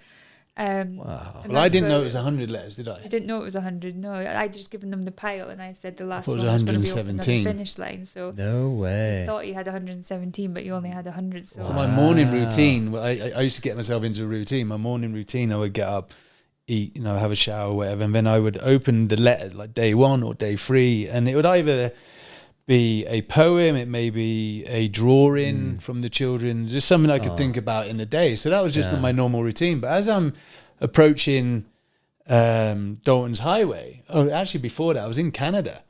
And I'm like, I don't think there's enough envelopes here. I mean, I look and there's only 100 envelopes. And Alana says, I knew you were coming under 100 days, but I know Alana, how to ask for money. She's Scottish. She's a bank manager. She's tight with her money. She didn't want to buy another bunch of envelopes. Oh, yeah, because they come in 100. Yeah, exactly. So that was my theory. But Alana said, no, I always knew you were going to do the 100. And so there was exactly 100 envelopes. That's wild. And then what did you think when you saw him come across that, or the finish line? I knew he was coming, I mean, you could actually, so have you ever been snowblind, that kind of just like white in front of you, and you could just see in the distance this little black dot that just coming, and it was like, it was getting bigger and bigger, but it took quite a while to arrive. And the kids were inside the truck, like I was inside the truck, he would just come out now and then, but I've never been able to understand how he dealt with that coldness like that. That's wild. Ice. Jeez, and how long did you guys stay there? Did you spend the night there, or did you guys just zip off right away? Well, she spent so he came in on the 11th. We spent the night there, and then the next night, and then we flew to Seattle, flew back to London, and then it was the wedding the next day. So, jeez. So there was interviews online as well when they spoke to the sponsors, and then flew back, and then like I said, I wasn't really aware. I'd lost 25 pounds in weight as well, so I needed to eat, and I was just getting used to being around Alana and just the general public people again. It was actually quite awkward, wasn't it? I remember being there and you hadn't spoke to each other properly for a while, and there was other people there, so you were in this weird. kind of strange. And then literally landed in London and then just taken off with the PR team for 15 interviews today to talk about a wedding, and it's like everything was about the wedding. It's like I've literally just rewritten history books here, but no one cared. Oh my gosh. And then what are your guys' memories of the lead up to the wedding, and then how long did you stay around there, like as part of the festivities, or is it like we checked into the hotel? Dean was straight down for interviews on the 18th, so he was away the whole day, so the kids again still really haven't spent that much time with him at this point. And then in the morning, you had to, I think we got a taxi for like 6:30. It was stupidly early, we had to leave. And then get to there was like a farmhouse next to Windsor Castle. So we left really early, got to the farmhouse. It was this kind of surreal experience, just surrounded by these faces that you know. And then you're shipped off into coaches down to the chapel, and then you're there for a couple of hours just waiting for the bride and groom to arrive. Jeez. But there's no water, there's no bathrooms, there's nothing in there, so you're just like sat there. The world's watching, there's cameras everywhere. There's like a million cameras everywhere. So you can't really, you can't flinch, you can't move, you can't do anything because there's just so much cameras there. And then, the ceremony happens, everything goes on there, and then it was down to George's Hall, I think. And then that was where the food and the drinks were. But at this point, you can see Dean's exhausted. Like he's done. We've still almost got that, that jet lagged ear kind of feeling about you. We're both we've got a headache. We're tired. He wants to be with the kids. So you're in this room with like everybody who's everyone in this room, and everyone's chatting. But we're like, we still haven't spoke to each other properly by this point. Yeah, everyone's sort of mingling. You've got the Beckhams, the Clooneys, the James Cordens and things like Elton John playing the piano, and you just never heard of those people. And you're just sat there, just like, I wish I'd had a couple of weeks to sort of really appreciate it, and then and thoroughly enjoyed the experience as well. But there was a funny moment at the beginning of the day. I don't really watch much TV, and I never really tell people this story as well, but. I was so dehydrated. Literally, as we pulled up at the butcher's at this farmhouse, I wanted to get a drink and grabbed a drink, and I started chatting to this tall gentleman, and it was Idris Elba, and he was telling me how he, the Prince's Trust took him away from being in the gangs into acting, and so I thought, oh, perfect, so he was telling me his story, and then Alana came over, started chatting, and then Idris's fiance came over, this other lady, they were chatting. And then the cavalry officer comes in, and we're in minibuses, numbered minibuses taking you up. And he's like, minibus number 3. I was like, perfect. So we're actually all on the same minibus. And now knowing social media, now knowing media, I would have sat right next to them. But like a naughty school kid, I said to Alana, let's get to the back of the minibus, So we left these 3 sat at the front. And we were at the back, and then a good friend of ours came on, Bear and Daisy. And Daisy had only given birth, 3 weeks before? So she's, like I say, from the outside world, it looked like an amazing event, and it was. But from the inside, we were dying to go to the toilet. She's expressing because she's breastfeeding. You couldn't pick your nose because everyone would have seen it. Anyway, we were chatting there, and invitations-wise for the wedding, there was... obviously, with the couple, they work a lot in philanthropy and non-profits. And so if you work with them in a non-profit capacity, you got a single invitation. But if you knew them quite well, you and your partner were there. So Alana coming with me as well was a big thing. So I said to Alana and them, I said, I'll tell you what, I said, Idris Elba's really in there with the royal family because he's got 2 invitations. And Alana's like, who? And I said, well, his fiance and his mum. And she's like, who? And I said, that lady we've just been chatting to there with a flowery hat. And she's like, what, Oprah Winfrey? I was like, who?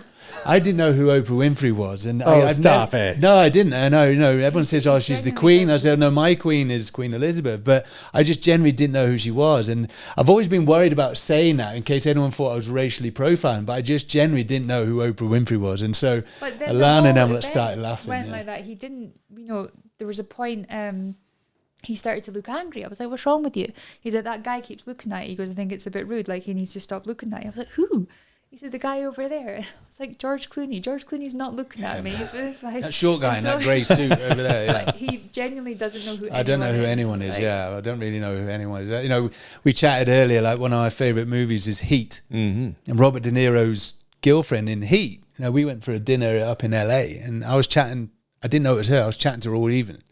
Alana's like, do you realise that's the lady from here? I said, no, I don't. I don't watch much TV, so... that's fantastic. Yeah. I think Andy McNabb did a little bit with that, did a little technical advising on Heat. Yeah. I know one of the SAS guys did, because you could tell that, the magazine changes, the way that the weapon was. That was a game changer. It was a game changer. It was great. So I don't normally tell that. Great, I don't normally tell that story. That's going to be a movie? I think so. I mean, it's a Michael Mann and Meg Gardner wrote it, and it's so good. And my expectations were high, and that's a tough one to take on. Such an iconic film, and now you're writing Heat 2. Meg came on the podcast; she's fantastic, and so I did ask her that question, and she said, "Well, it's a Michael Mann book." And I'm like, okay, that answers that question. Hopefully, we had a meeting in Palisades a few weeks ago, and we had to get from one side of LA to another for another podcast in the evening, didn't we? And so 10 hours later. Oh yeah. Well, no, I like always, as you know, I like a challenge, and I like to challenge Google, and Google's like, it's going to take 42 minutes, but we only had like 35. And as you say, we never like to be late. So I'm racing through LA and through Beverly Hills, and I just slam on because there's a pedestrian crossing. And Al Pacino just walked straight in front. Al Pacino. Really? Yeah. He's got his folders under his arm. He's got this old suit, and that's fantastic. He's just keeping himself to himself. But then I look half right, and there's 2 big tourist buses, taking people around Beverly Hills trying to spot celebrities, and he just walked straight past them, and none of them noticed him. Yeah. So thankfully, if he is in Heat 2, I didn't kill him. It goes back. It's really cool. They did a really good job with it. But they go back. It goes predates everything. Tells you how they got up to that point in the movie. So it's really it's really really good. And then at what point does SAS come on the radar? So it's been SAS Who Dares Wins show, popular all around the world. Now it's here in the U.S. But you had a little involvement with it early on, and then decided not to keep going down that path. They did a few seasons, and then now you're in this last one. What was that journey like? What would you do in the beginning? And then so I should probably ask Alana, because you don't talk about it in your book, but you do. You spill some of the beans in She Who Dares. I edited that part. I can't say too much. I can't. So it was 2015, wasn't it? So before the bike ride and. After the Canadian MC, I received an email from a gentleman called Andrew Slater, and he said, "Look, we're looking at doing this show. Your name keeps coming up. Do you mind if we come speak to you?" So he flew all the way up to Aberdeen. He was from the area anyway. He was a Scottish lad, and I met him in a coffee shop. We chatting, and he said, "Look, we're looking at doing this show. This is the concept of the show." And they originally called it Selection. He said, "Look, would you be interested in doing it?" And I said, "Look, I like the idea." Again, I didn't have social media and things like that. And it wasn't very good. What they presented wasn't very good. So we sat, again, Dean, I guess both of us to that stage, we didn't have the knowledge of the industry to know what we were giving away when we were talking. So we ended up basically rewriting the whole concept and saying what would look good. But at this point, Dean was still in that super loyal phase to the military and not wanting to do anything that may upset the community, and I was still doing, there's still a lot of security stuff, so I still wanted to keep my head below the parapet. And there was a show back in the 90s called SAS You Tough Enough, and it was horrendous, and that's all I had really to sort of gauge on. So I said, look, well, Ant was a friend of mine. He'd just come out of prison at the time, so he was struggling to find work. Foxy had post-traumatic stress, and he speaks openly about that on the show, and so he couldn't work in the security industry. So these two ex-special forces guys who were struggling to get work, and I said, well, look, I can get you the guys. I will be the chief instructor if you wish, but it has to be approved by the MOD. I didn't want to start rocking the boat. And so introduced them to Ant and Foxy. Within a week, I was in Libya, and I got an email from the MOD saying, step away from this show. I mean, they all got it, but they all got it. But for me, I was in a position where I was working, and so Ant and Fox said, "Look, do you mind if we?" I said, "You guys take it." And we helped with the whole treatment, and stepped away, and ended up being a great success. And so, but I think for me, with the Special Forces community, we went on and then did the bike ride, and ended up then being a public figure. But that's the Special Forces community with me and the MOD have sort of realised that I could have took that quick route to fame, or what we were doing was helping the community. Definitely, when the first series went, and we've got different thoughts on this because, those guys needed to work and they went and found this new career, and that's cool. But I think a lot of the way that it was done, people weren't happy. As it always is, when people put their head above the parapet, people aren't happy. Dean carried on doing what he was doing. He done this amazing charity thing. So when the Australia option came up, everybody was super supportive of him. Every person in the community was like, yeah, go for it, do it. So I think time is like, if you're doing something, I think during the middle of the war still going on, when guys are writing books or doing whatever, starting to, make for, inroads into Hollywood or whatever else, it's, I think time makes it almost more acceptable. Our wars are a thing of the past now, and not too distant, but it was a 20-year engagement. And so it just seems like what wasn't appropriate in 2010 is now appropriate, or a little bit, there's more understanding about it. I feel it's that way anyway. I think what I do like about Dean is that he's kept his authenticity the whole time. He is who he is. He had an amazing career within the force. He's left. He's done amazing things. He's become a double world record holder, expert in the security industry. So he's done everything the right way and kept it good, which is what I think that is kept him above it all. I think with the SAS Australia, so we were asked to do SAS season 2 in UK again. Sort of turned it down, and then we're doing other challenge. We got other challenges coming, and when we speak to our PR team, it's like, it doesn't matter how many world records you've got or how many millions you raised for society, for charity. It's like, how many Instagram followers do you have? I was like, really? And it's like, if you want to get sponsorship, that's what they're looking for. And unfortunately, we're in a society, that's what they look for. So when I'd heard that, it was probably about a couple of weeks later, I then got approached by SAS Australia, and I said, okay, I'll do that, because then that helps raise your profile. And I then got approached for one of the mainstreamers about a new concept of a Special Forces show, which I've just finished filming, 8 episodes.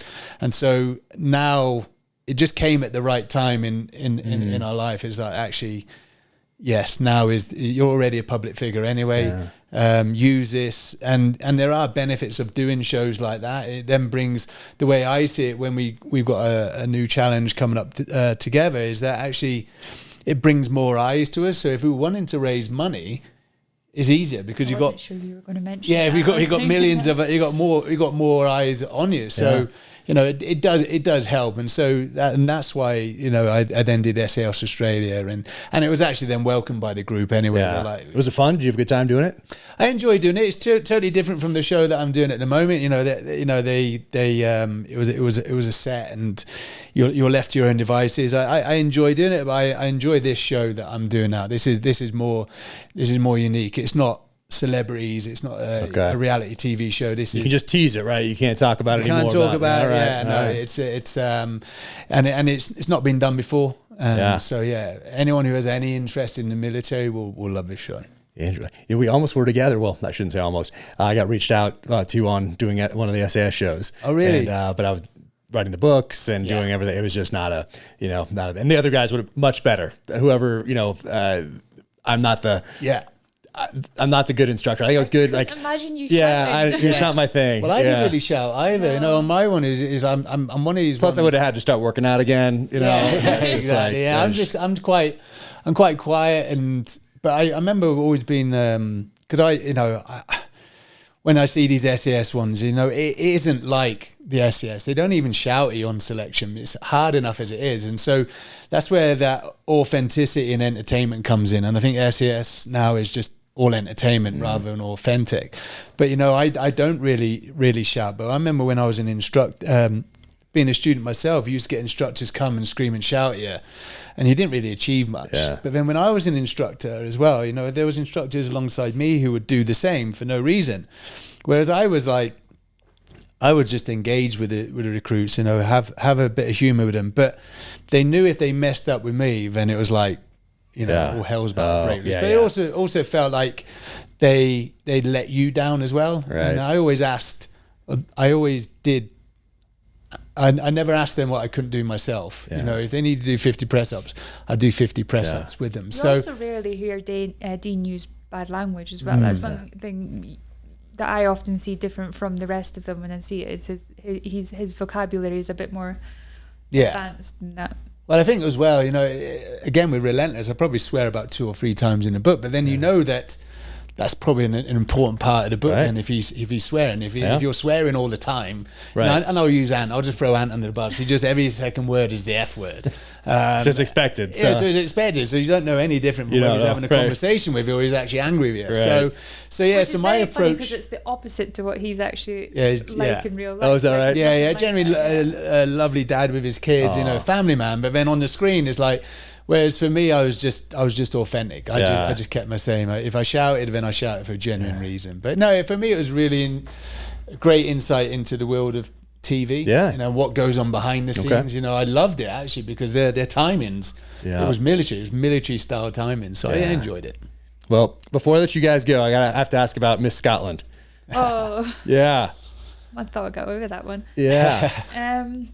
What was that experience? It's like, did you enjoy going through that process, or was it more like eye opening, or what? Yeah, no, I wouldn't say enjoy. It was definitely the reason that I'd done it was because it was something that was like so out of my comfort zone. Yeah. It was unbelievable. I wanted to try something that was something that I would never normally do. And then I seen this competition. It was Mrs. World, and it was about all aspects of being a woman: the mother, the wife, the business, everything. So I thought, it sounds good. Let's give it a go. Did I enjoy it? It was, it was an experience. It was different to what I thought it would be. I'd hoped that it wouldn't be the stereotypical of a pageant. A lot of it was, but what I did do was I did meet some amazing women who, 40 women from all around the world when we got to the Vegas shows, and the women that I believed should have been in the final were the ones who were all kind of backstage at the end. But, every one of them that I met, Mrs. Belarus, the things she does for her country and the work that she does was unbelievable. But she was a little bit more outspoken, so she got put to the end. But very similar to probably my reasons was when I was seeing things weren't right, I was kind of speaking up, and that wasn't the way it was meant to be. But I met probably the closest person that I met was Mrs. England, and we became really close, and she knew nothing about the way that I lived. She was a mum and wife first, and she'd never really been in business, or she'd never done these things. So the charity world, everything else was alien to her. But her world was modelling and fashion and all these things. So I was learning from her how to kind of be a woman in that way. And I still kind of take a lot of the stuff that she taught me, and we've stayed good friends ever since. But I wouldn't say I would ever regret doing it, because it took me out of that comfort zone. And I just think that that's a place you should always be. And the minute you feel in your comfort zone, you should get out and do something else. But I've done it. I've ticked the box, and learned how to walk. I learned how to walk. Because apparently I couldn't walk when I first started. The lady told me I walked. It's the whole thing. I won't speak for Alana, but she saw it as potential for that profile to talk about modern slavery and human trafficking, wasn't it? Yeah. I mean, they do want you to talk about a cause that you're working in, and a lot of the girls were going finding a cause so that they could sign up, whereas I already had the cause, and it was something that I could talk about. And it's the same as the MBE. It's a title that gets a door open. You know, like you're in the SBS, it immediately pricks people's attention up. You know, having the Mrs. Scotland or having the MBE gets people, and then they'll listen to what I've got to say about human trafficking or sex trafficking. So it does give you that little extra step, I guess. But it was a fun experience, and I can say that I've done it, and I've walked on a stage in a swimsuit, which up with the skydiving is not being repeated. There you go.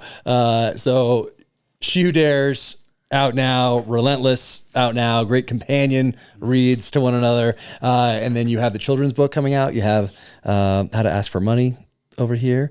And you have the first, is it a novel when you mentioned the other so book How to Ask for Money is the business book. She Who Dares is my memoirs. There's the 3 kids books, which are all titled after Mollie, Mollie's Adventures, which is just about living your own way, helping people. And my son tells me I've got to now write a Tommy's Travels one, something along that lines. But the fiction one is definitely something that I'm working on. I have been speaking to people about possibly adaptations of it. And your podcast. We have the podcast, and behind the scene, as I said, up until now, everyone sort of sees, you know, a lot of people would have seen me, and I'm very open whether I'm guest speaking, whether I'm on podcasts or in the book, that none of it would be achievable without Alana. You know, Alana was running everything, and as you know, in the special forces community, I don't know if the ratio is the same in the US, but for every SF operator step off a helicopter or jump out a plane or dive in the water, takes 7 other people in the military that you don't see. So the behind the scene podcast, we're getting successful entrepreneurs, business types, sports people from the military who are in the limelight. They are public figures, but then bringing their partners on. You know, those who are actually maybe sacrifice their own career for the other person to succeed, and just bringing them out the shadow. And it really resonates with any sort of relationship. You know, someone always feels like, you know, mainly the women, they tend to obviously if they're going to have a family, they're going to take a pause on their own career, and then, you know, the husband then goes off. So we explain about how you can actually both succeed together. You know, don't need to be resentful for the other because they're succeeding. You can actually do it together. So that's the purpose behind the scene, as in SWEN. Okay. Yeah, and I think it really pushed us forward. And, like, you know, I'm not saying everybody should go out and write a book, but when Dean read my book and I've read his book, it really did give us a different perspective into each other's lives. And I think this podcast is something the same, as we want to show people that there's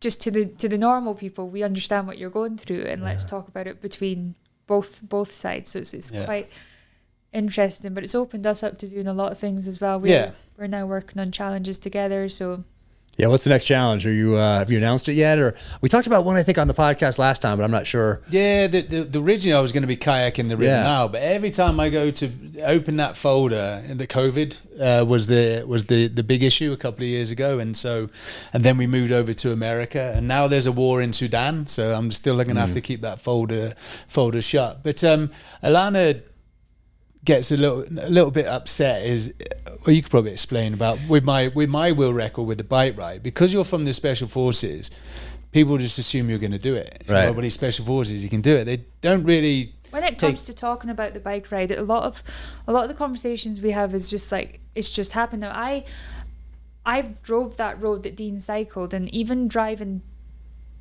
from Mexico to Nicaragua. Like there's one point I'm driving 21 miles downhill, and I remember driving it going, how is he going to cycle up this? He's coming back this other way. This is incredible what he can achieve. And when I speak about him cycling 14,000 miles at 41 years old, it's almost just like, yeah, but it's Dean. Dean can do. And I try and explain that, yeah, but it's the mental aspect. His body is very physically strong, but it's his mental aspect that got him through. And people are like, yeah, well, he's special forces. And I'm like, yeah, but special forces can only achieve because they've got this mindset that can pull them through and do these things.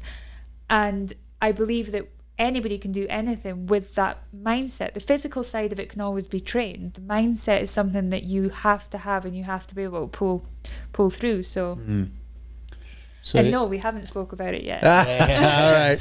I won't press you on it then. But I do want to talk about Vertex watches real quick. So, man, awesome. And Alana, you put me in touch with these guys over there, knowing I'm a watch person right here. It's bronze 75 right here. It's this thing. I mean, and it's one of the Dirty Dozen. One of the Dirty Dozen, yeah. So Vertex, the CEO of Vertex now is a good friend of mine, Don Cochran, and I'm an ambassador for Vertex. Nice. So why I like Vertex is a lot of the guys that we chatted about, Ant, Foxy, all them lot, Braymont were just gathering them all up, and I never go with the crowd. I'll go the other way. And I got introduced to Don, and he told me about the history of Vertex. His great grandfather set up the company in 1890. Jeez. The origins. Everyone thinks, when they think of chronographic watches, they think Switzerland is the birthplace. Actually, London was the birthplace of them, and Rolex was formed there as well. And so Don's great grandfather set up the company. His grandfather then took over from the company, was an officer in the British Army in the Second World War, and the MOD then commissioned 12 watch companies to provide watches to the military, known as the Dirty Dozen, the original Dirty Dozen. And you have Omega, CWC. Vertex were the only British brand of them. Yeah. And if you go on the website, you look at the history, and you see a photograph of on D-Day, the American airborne officers all checking their watches. It was Vertex watches that they jumped in on. So I just love the military history around it. But what's great with Vertex, so sorry, going back slightly, 1975 was the birth of the digital watch, which killed a lot of the chronographic companies. So the company then ceased, but he went to his grandmother's funeral about 5 years ago, and he always remembers making watches with his granddad as a young boy, and he said, I tell you what, I'm going to set the company up again. So he set up, he reignited Vertex, and what he's done is like the bronze 75 was a limited edition for the VJ Day, the 75th anniversary. He has the MP 45 from the original 1945 watches. He just brings the old style watch and modernizes it. Like with these, the Aqualines, the bezel is from a Brent gun. Really? Yeah. It shows attention to detail I like. No way. But it's not about owning the watch. It's about being a part of a club, the community. He's just opened a shop in Mayfair. It's like a little cafe, and you come in, and he's like, he wants to know about the watch owner. So the Queen. So some of the watches, like the M100, you can only have if you're a veteran or you've been recommended. You can't just go buy it. That's cool. And so you feel like you're part of a club. And the Queen owned 2 Vertex watches as well. Okay. So it's a very unique watch owning community, and he's just sort of really keeping that. And he's been approached by hundreds of investors who want to sort of really grow it, but he just wants to grow it organically and feel like you're part of a club. So I just love the history. I love Don, and I just love that attention to detail that comes with it. I'm still waiting for him to make the diamond watch that he keeps promising. It's on his list, I'm sure. I'm going to go visit. I'm going to go check that out, that cafe. I'm planning on going. I don't know, you never really know, depending on filming schedules and everything, but go see the Wesley Richards guys back there, talk about a little rifle build, go to the Grenadier pub where there's this Grenadier vehicle out there that's kind of Ratcliffe. He wanted to make something that looked kind of similar to the Defender 110 old school, and tried to get the patents. And I think this is the story anyway, but Land Rover wouldn't give him the patents. So he had a team of lawyers come together to figure out how you make a utility style vehicle with as few computers as possible, because you have to have some things today for safety and all the rest of it, but how do you get as few computers as possible in this thing, as tough as possible, and make it look cool, so it without violating any of these patents from Land Rover. And but they got got the name Grenadier from the pub, and then he bought the pub, because why not? Nice. So I'm gonna go over. I think I want to go over, hit that pub, go talk to those guys, stop by, see Vertex, Wesley Richards, and then maybe go on a hunt up in Scotland actually. So amazing.